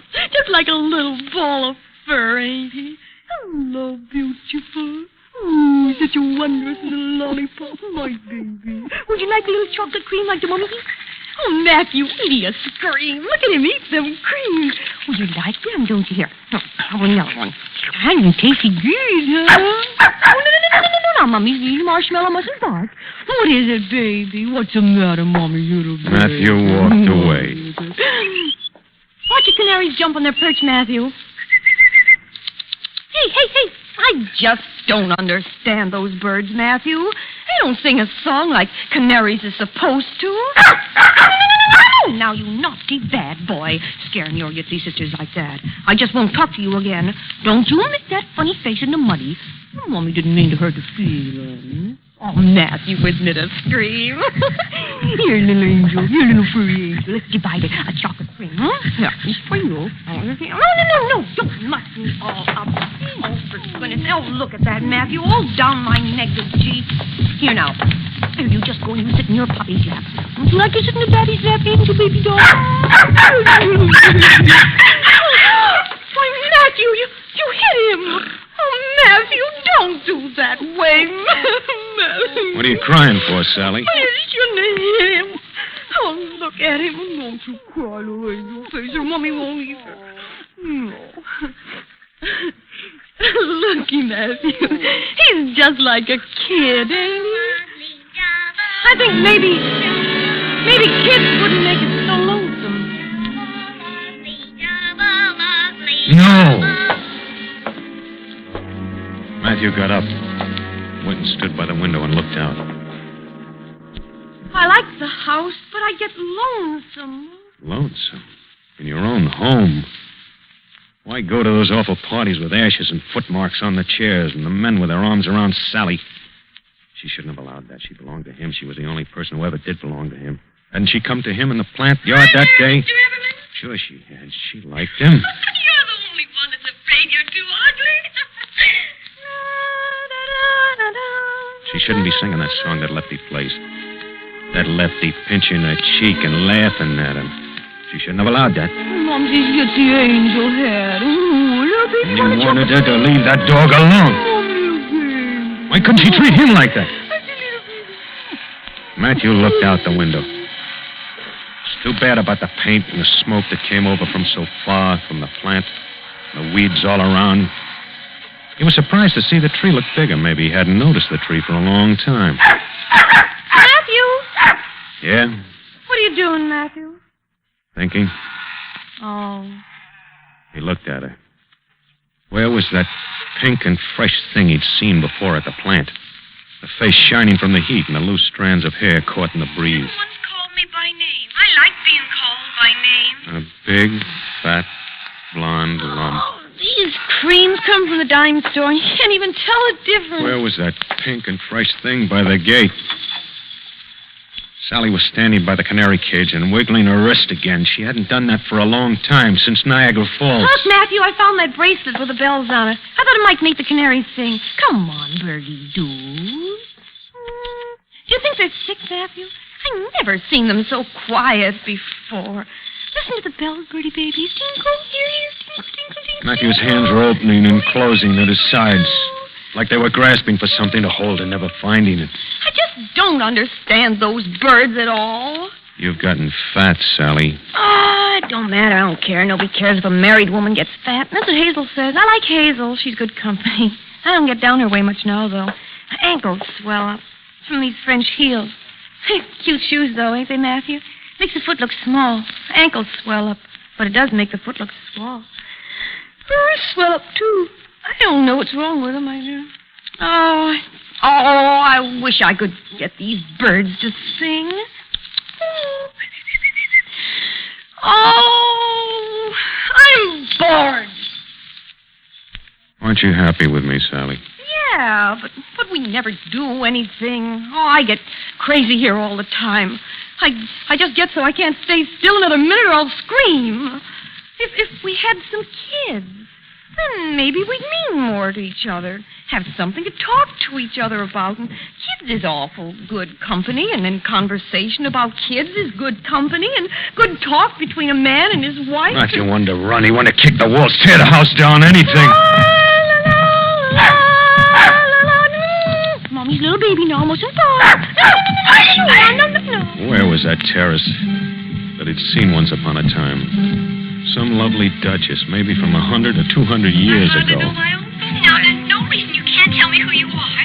Your mask. I'll do it for you. Look at you. Maybe if he grabbed Sally, held her so close, that would make a difference. Ugliest, funniest boy I've ever seen. Have you ever? Why did it have to turn out this way? They said that a man ought to be married no matter what. No matter what? I think nature's the grandest thing in the world, don't you? No matter what? I get so lonesome. Can't we mean more to each other? Can't we go out? Oh, can't we go? Can't we go out? You could only stop all that noise. If you could only just get a minute to think without all that noise, then you could get it. What? Sally was so fat. Matthew stuffed his mouth full of dime store chocolates, one after the other, one after the other, one after the other. The whole room began to turn. Matthew! Big, fat, blonde, all covered in pink.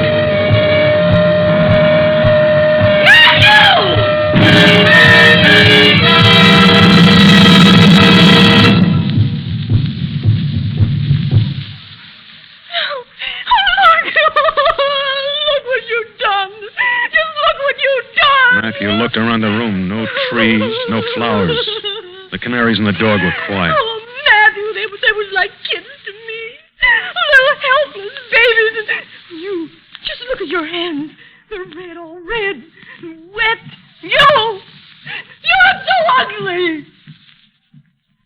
The big blonde was still as could be, except her wrists. But her face hated him. She said he was ugly. Ugly. Can't you even say that you're sorry, Matthew? Matthew! Don't do like that with your hands. No! I don't want you near me, hear me? You'll get those awful hands of yours all over my negligee. Matthew! Matthew! Put your hands down! No!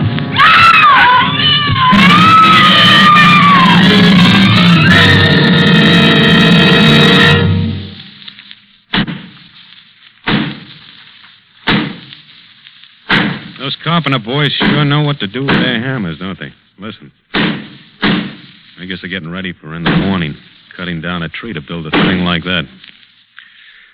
Well, that's the story of Matthew Eberman, I guess. There's just one thing that I'd like to ask you, please. Sure. Anything you want? What can we do for you? Well, my name, it's all right to print that, but... Sure. I guess maybe you wonder how I could tell you all this, like I was talking about somebody else. Well, it's because Matthew Eberman wasn't ever a person I really wanted to be. He was somebody I knew and I didn't like. I hated him, just like everybody else did, because he was ugly. There's no excuse for what he did, poor old Matthew. Hating makes so many lonely people, and it makes ugly people, too, ugly and mean on the inside. I guess the best thing would be if everybody would... Wouldn't it be a nice world if people would... My name, see, that's all right, but no pictures, please. No pictures in the papers, huh? You know, it mean an awful lot to me. You understand, don't you? There won't be any pictures in the papers, will there? Just promise me that and I'll be so grateful. No pictures.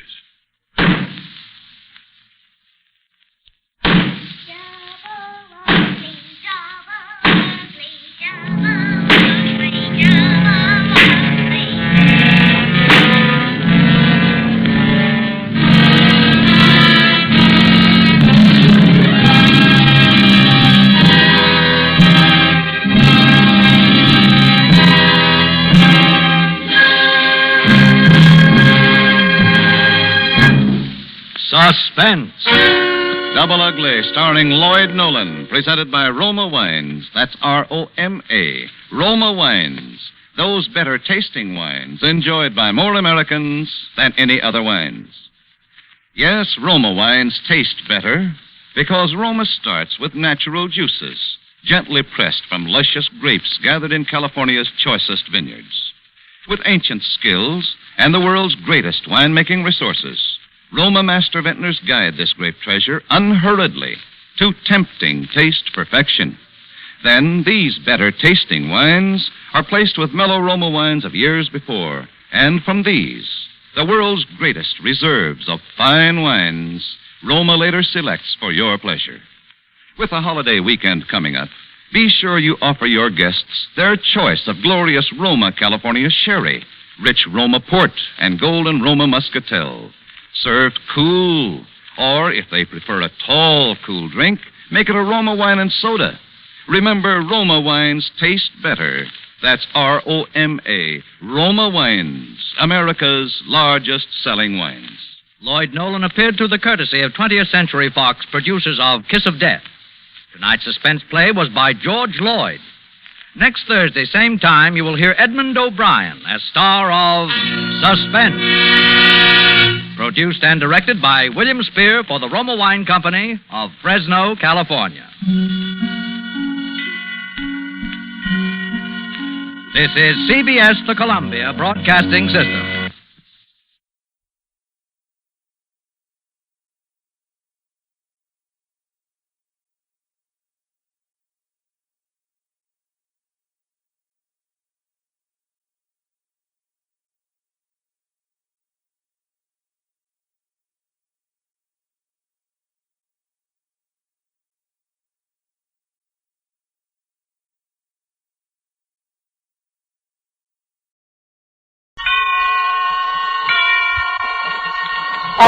Suspense. Tonight's Suspense brings you as star Mr. Henry Morgan. Each week you hear Mr. Morgan as prime comedian on his own radio show. Tonight he appears in a role different from any he's ever played before. But first, we'd like to remind you that wherever entertaining is the last word in gracious hospitality, the first name in wines is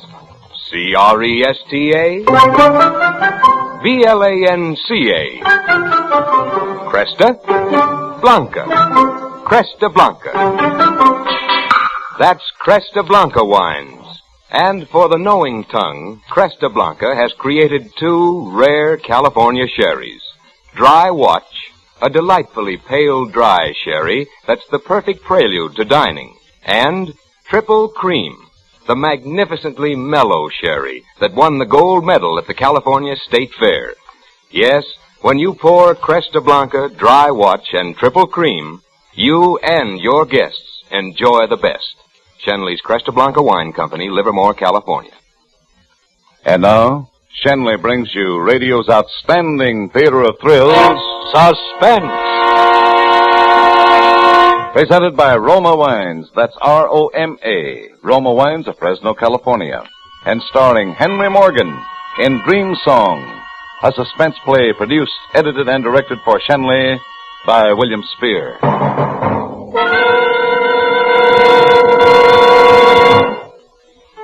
The apartment was 1.5 rooms, about enough space to turn around, sleep, and eat in. Thought it was enough for a bachelor like me, and I felt lucky. I'd had to move out of my last place in sort of a hurry. You know how you get pushed around nowadays. And I had no real right expecting anything even halfway decent to turn up for me so soon. I went about installing myself, which merely means bringing in my old studio couch, an old chair, about 3 trillion books, a couple of Matisse prints, and my typewriter. And I was all set in a day or two and ready to get down to real work on the book. One evening, I came in after a good dinner and sat down to finish off a sequence.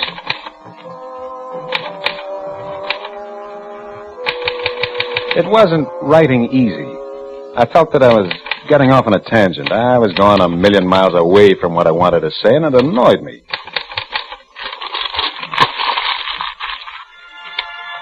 It was then that I heard it for the first time.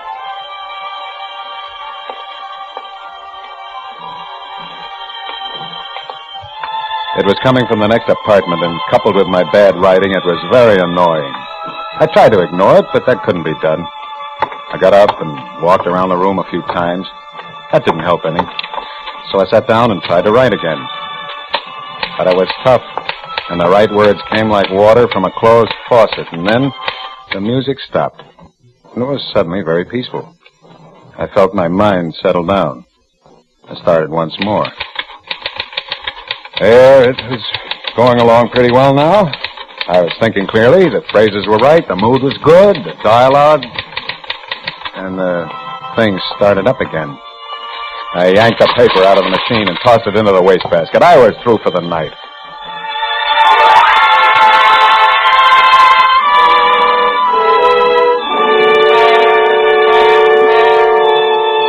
A few nights later, after spending the entire day reading, which is so much more delightful than writing, I decided it was about time to sit down and start pounding it out. It was a beautiful night. It took a lot of willpower to tear myself away from the window. I smoked a couple of cigarettes and decided I'd start work after them. Then smoked a few more and listened to the night noises of the city. After that, I searched my pockets for some more cigarettes, but I didn't have any. So I took a deep breath, reluctantly turned my back on the city, and sat down at my work table. There was a story in the paper that I wanted to keep because it was sort of like the situation I was writing about, and I was cutting it out. Then, almost as though it was timed, that canned music started up.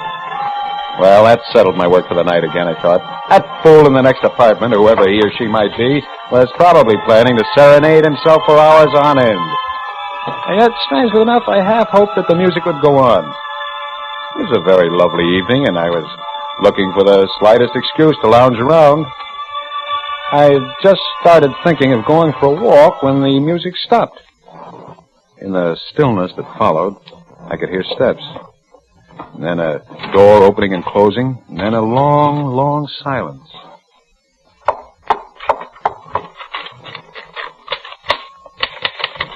Then I was back at my typewriter, and everything was fine. The words were coming right from my brain to my fingers, and as I wrote, I could see the next line, and the next. And then, while I was working, I became conscious of the next door footsteps, and it disturbed me. I sat up, stretched, yawned, looked at my watch. 1 o'clock in the morning. I hadn't realized it was that late. Yes? Who is it? It's me, Mr. Kenyon, the janitor. Please open the door. What's wrong? Well, you always come around at 1 in the morning. Excuse it, please, Mr. Kenyon. Are you Charles Kenyon? Of course.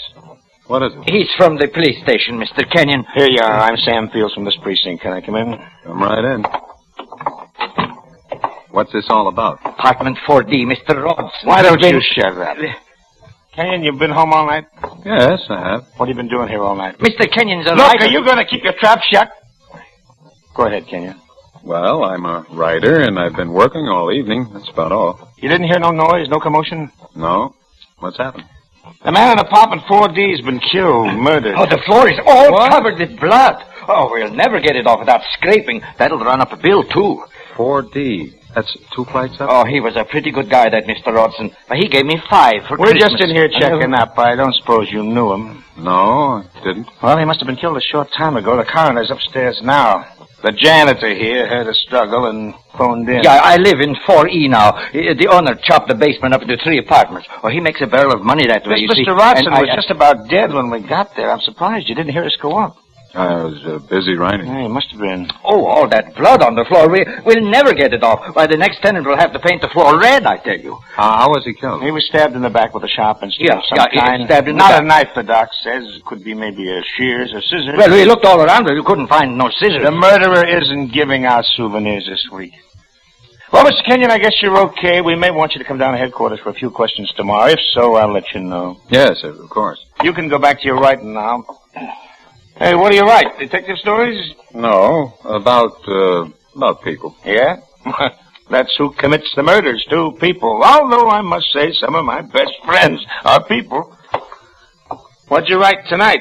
I don't see nothing around. I don't like to have people see it, until it's finished. You know, I got a tenant already for that apartment. Maybe that's why the guy was knocked off, so someone could get the apartment.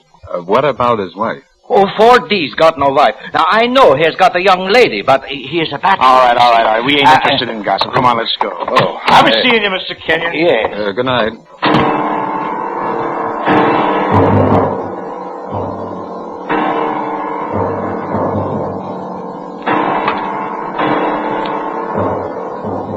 One night, a week after that, I was lying in bed trying to sleep.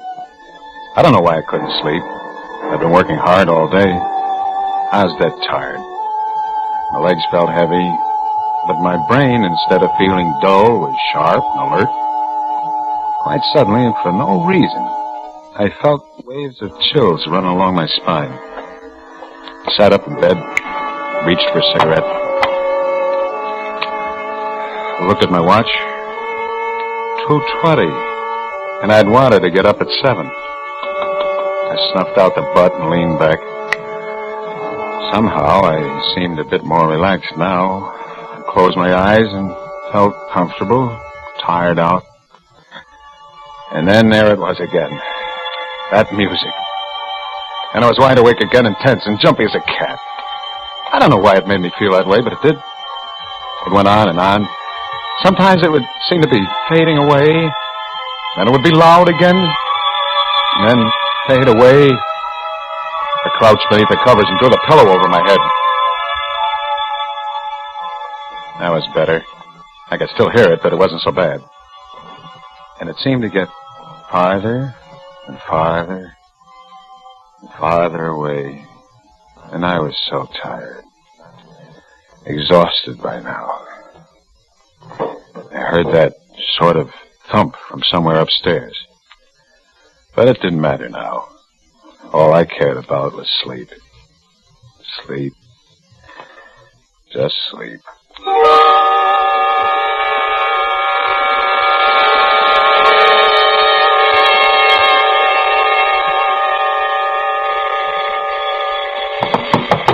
Mr. Kenyon. Mr. Kenyon. What was Are that? you all right? Of course I'm all right. Just a minute, I'm still in bed.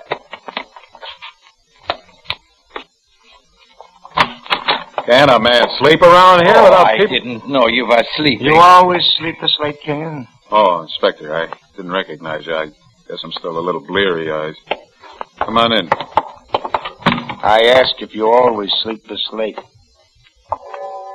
12? Guess it is late. No, I don't usually, but I couldn't get to sleep last night. Last night. Shut up. Kenyon, do you know the guy who lives upstairs? That was Mr. Blackwell, the lawyer. I'm sorry, I don't. I don't know anyone around here. I do my work, that's all I know. Look, you asked me these questions the last time you were here. Yeah, I know, and I'm asking him again. Mr. Blackwell, he's been killed. Killed? Upstairs? Yep, killed the same way. Floor just filled with blood, just like 4D. Well, last night I did hear something. I didn't think it was anything then. It was just a sound, like a table or something falling over from upstairs. There was no table falling. What time do you think you heard it? A little while after I went to bed. A little after 2 a.m.? Mr. Blackwell divorced his wife 5 months ago. She was such a nice woman. Coroner says death took place around that time. You didn't hear anything else, did you? What? I said, did you hear anything else? Anything else? Anything else? That music. But I couldn't tell him about that. I couldn't tell it to a detective. Or that terrible feeling I had when I heard it. It would sound silly, crazy. Yes. Did you hear anything else? No, I didn't hear anything else. I went to sleep right after that, and I didn't wake up until you rang the bell just now. Mr. Blackwell gave me a 10 for Christmas, but he never smiled. He was a very sad man. We've been checking up to see if everyone else is all right. Has anyone else? No. Just this guy above you. I guess we got some sort of maniac operating in this area. Well, he tries to get me. He's going to get a big surprise. I got a license to carry a gun. I got a good gun, too. My son brought it to me from Germany. Well, now, don't go shooting the tenants just because they don't pay the rent. Everybody pays the rent here. Oh, did you ever see a guy with no sense of humor? Well, this whole thing doesn't seem particularly funny. Well, don't you worry about it, Mr. Kenyon. You've got the whole police force protecting you, so don't worry about it at all. Well, I'll probably be seeing you. So long. So long. Goodbye, Mr. Kenyon. Oh, Mr. Torsten, will you stay a moment? I'd like you to do something for me. Why, sure. Mr. Torsten, you seem to know a good deal about everyone in the building. I don't snoop around. Oh, I'm the janitor. I just see them when other people don't see them. I know. I didn't mean it that way. I just want to ask you a question or two. This Mr. Blackwell who was killed, he was living alone, wasn't he? Yeah, like I told you, he was married, but his wife moved out. Do you know it's harder to take blood off the floor than it is from the walls? You can paint the walls, but the floor has to be scraped and sanded. What about my neighbor to the left, next door? Oh, 2E? Well, I don't know too much about him. I just seen him once. He never bothers me. His name is Williams. Has he got a phonograph? Oh, yeah. Got lots of records for the phonograph, too. I seen them when they put the telephone in. That was the only time I was ever in his place. I see. Well, thanks a lot, Mr. Torsten. Oh, that's it. Well, say, thank you, Mr. Kenyon. And if there's ever any time you ever want anything, don't be afraid to ask. No, I won't be afraid. No, I won't be afraid.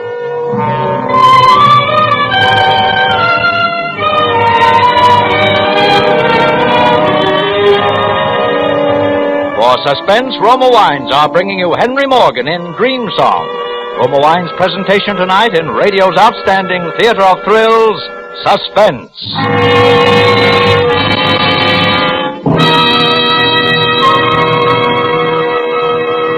Suspense, radio's outstanding theater of thrills, is presented by Roma Wines. That's R-O-M-A, Roma Wines, from the world's greatest reserves of fine wines.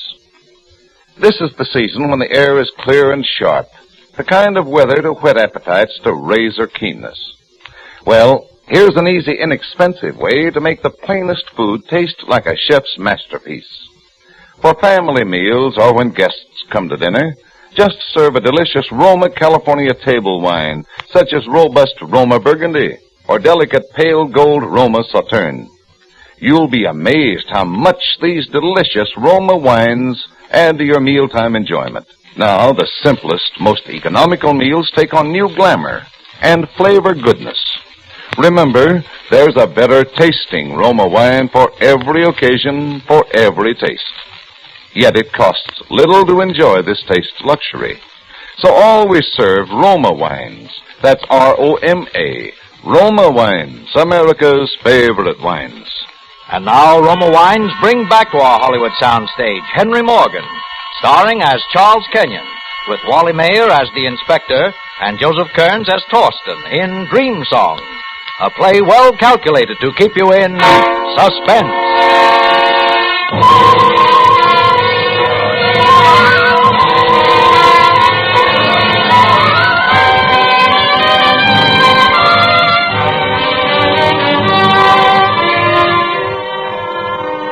First time in my life, I felt genuinely afraid. Because it was something you couldn't know, couldn't fight. An innocent knock on the door, you open it, the next thing that happens is you're found in a pool of blood. With that intolerable canned music coming from next door.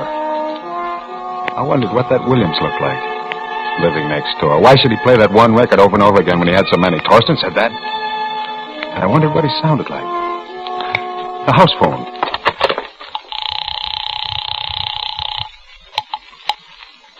Yes, Mr. Kenyon? Give me Mr. Williams' apartment, 2E. The music started. That meant he was in, and I could find out what he sounds like.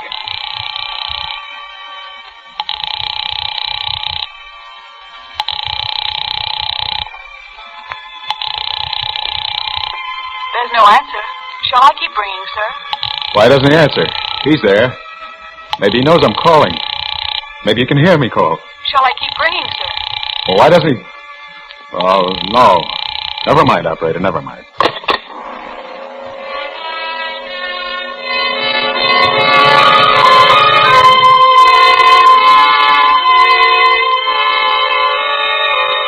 I was certain that Williams had heard me call him on the phone. Had been, as a matter of fact, waiting for me to call. From that day on, I left peace of mind behind. I thought of moving, but there was no place to go. I smoked more and more. I sat for hours in a dark movie, in the park, in the public library reading room, and still that record revolved in my ears. If only I could get to know who this Williams was. If I could get to see him. If I could get to observe him somehow without his observing me. I was in the park when I thought of it. I could see our windows from the park. I hurried home. I searched in a drawer for my one war souvenir, my German liberated binoculars. Powerful 8x50 Zeiss field glasses. There they were, still dusty. I wiped them with my shirt, went back downstairs to survey the terrain. I hurried over to the park, my heart beating like a trip hammer. Leaned against the body of an old auto, trying to look at ease. I looked up at Williams' window. The Venetian blinds were raised. I looked around. No one in sight. Quickly, I unslung my binoculars, held them up to my eyes. What was I focused on? That wasn't Williams' window. That was mine. There was a window. To the left. Should be just about there. There it was. The window. Just as though we were a few yards from it. Having fun, buddy? No. No, officer, See anything good? Look, officer, Yeah, I know. You're trying to spot planes. Yeah, trying to spot planes. Why don't you try spotting them from the roof? Well, I never spotted anything from the roof. Look, wise guy, I'll give you a tip. I'm easy going. But when headquarters gets on my tail, I gotta play rough. Now, somebody puts in a complaint, and I catch you causing trouble, I'll run you in. You understand? Well, so far, there's been no complaint. Now, let's just leave it that way, huh? So just beat it now before I change my mind.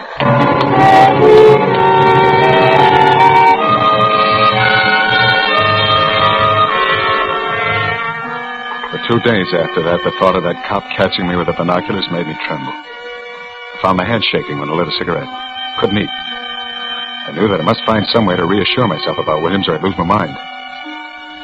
One morning, after I'd spent a sleepless night listening and watching, the music went on. My plan was to wait till the music stopped. Possibly then Williams would go out. And as soon as he left, I'd slip out and follow him. I waited while that music ground out. That metallic sentiment squeezed out through a loudspeaker. 9 o'clock. 9:30. 10 o'clock.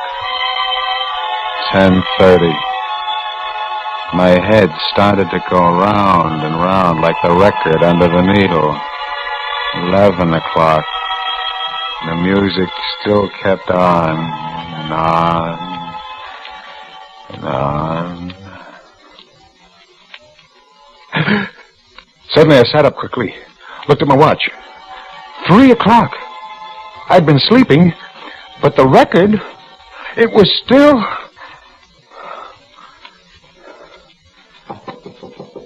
Mr. Williams. Oh, Mr. Williams. Torsten. Mr. Kenyon. Mr. Kenyon. Torsten, he always talks about blood. Mr. Kenyon? Did you say something? Don't you come in here! Don't come in here! Oh, Mr. Kenyon, what's the matter? You keep away, Thornton. You keep away from it. Keep away? All right.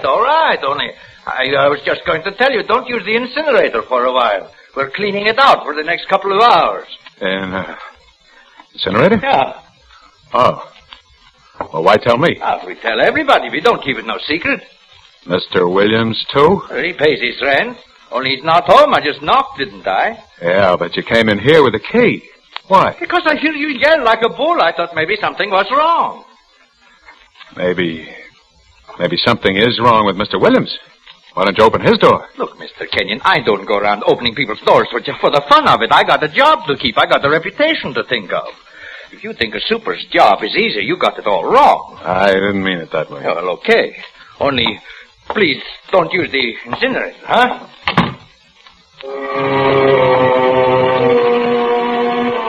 Why did Williams' record stop just before Torsten knocked? Why didn't he answer Torsten's call? He wanted privacy. Privacy to play his record. Every day for the next week, that music played at the strangest hours. It became a personal message to me.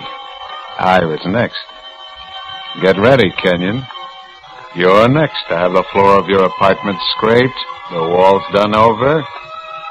Many times I thought of calling the police. But what good would that do? No one would believe me just because of a record. No one would believe me without some proof. That was it. Proof, something that would stand up in court before a judge, before a jury.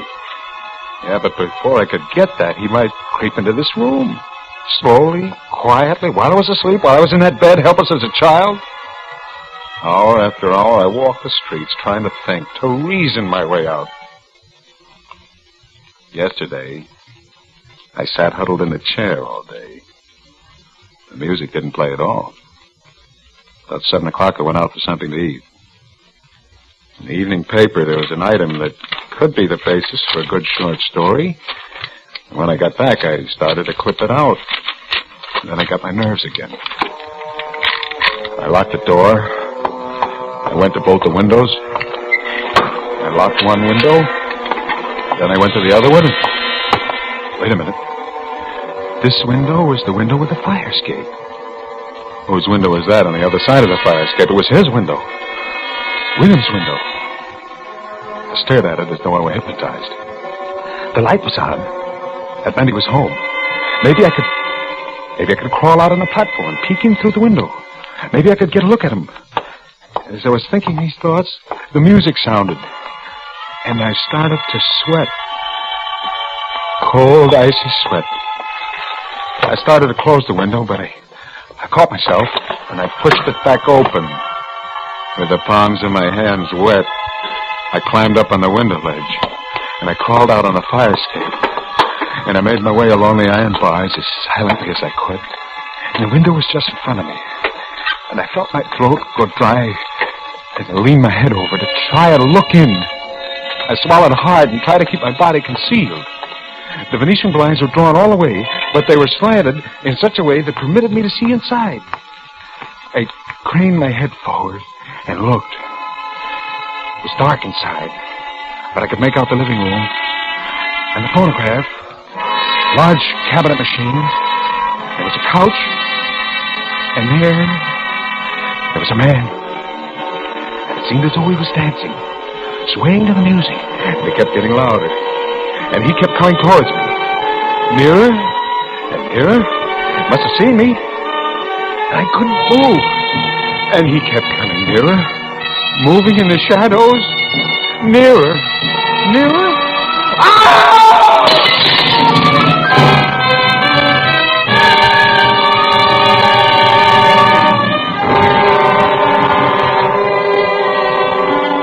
When I came out of it, I was in my own apartment, lying on my own couch. And Inspector Fields was there, and a lot of other people. He'll be okay now. Did you get him? Did you get him? Yeah, they got him. They think. They think? Don't they know? It was Williams. I saw him in his room. He was coming at me. He was going to kill me. I was going to be next. He was coming at me there in the dark. Take it easy, Kenyon. Take it easy. That wasn't Williams. That was me. Oh. Listen, Inspector. There's something I haven't told you. Something I heard. The other 2 times. Yeah? I thought it would sound crazy, but I heard music. A song.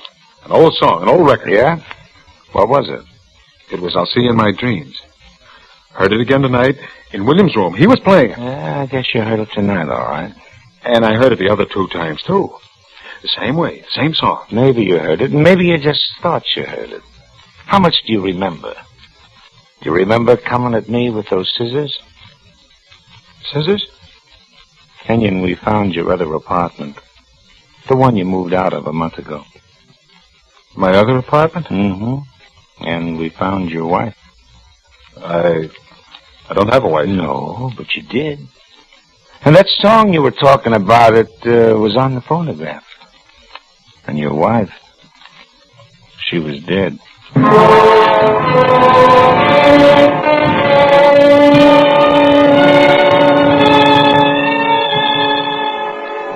They made me talk to a doctor today.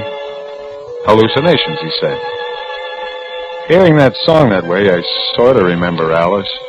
She was playing a record, and I was clipping something out of... Well, I don't know what to believe, because I thought the song was real, and the woman, the dead woman, I thought that was a dream. Just a bad dream. They wouldn't hang a man for a dream, would they?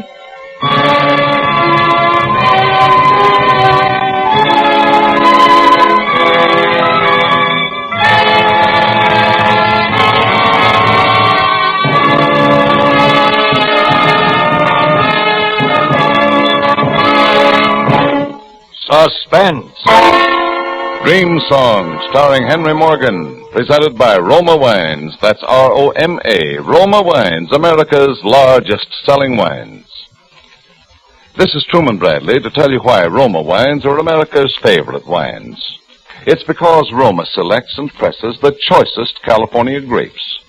Then, with centuries-old skill and wine-making resources unmatched in America, Roma guides this grape treasure to tempting perfection. These better-tasting Roma wines are placed with other mellow Roma wines to await later selection for your enjoyment from the world's greatest reserves of fine wines. This weekend, treat your friends to the better taste of a fine Roma California wine, such as ruby red Roma Port, golden amber Roma Sherry, or flame bright Roma Muscatel. Discover for yourself why Roma wines, that's R-O-M-A, Roma wines are enjoyed by more Americans than any other wines. Tonight's suspense play was by George Bellac and Ben Kerner. Henry Morgan will soon be seen in his first starring picture, the Screenplay Enterprise production, So This Is New York, and may be heard every Wednesday night on another network for Ever Sharp Chick. Be sure to listen next Thursday, same time, to Suspense. Produced and directed by William Spear for the Roma Wine Company of Fresno, California.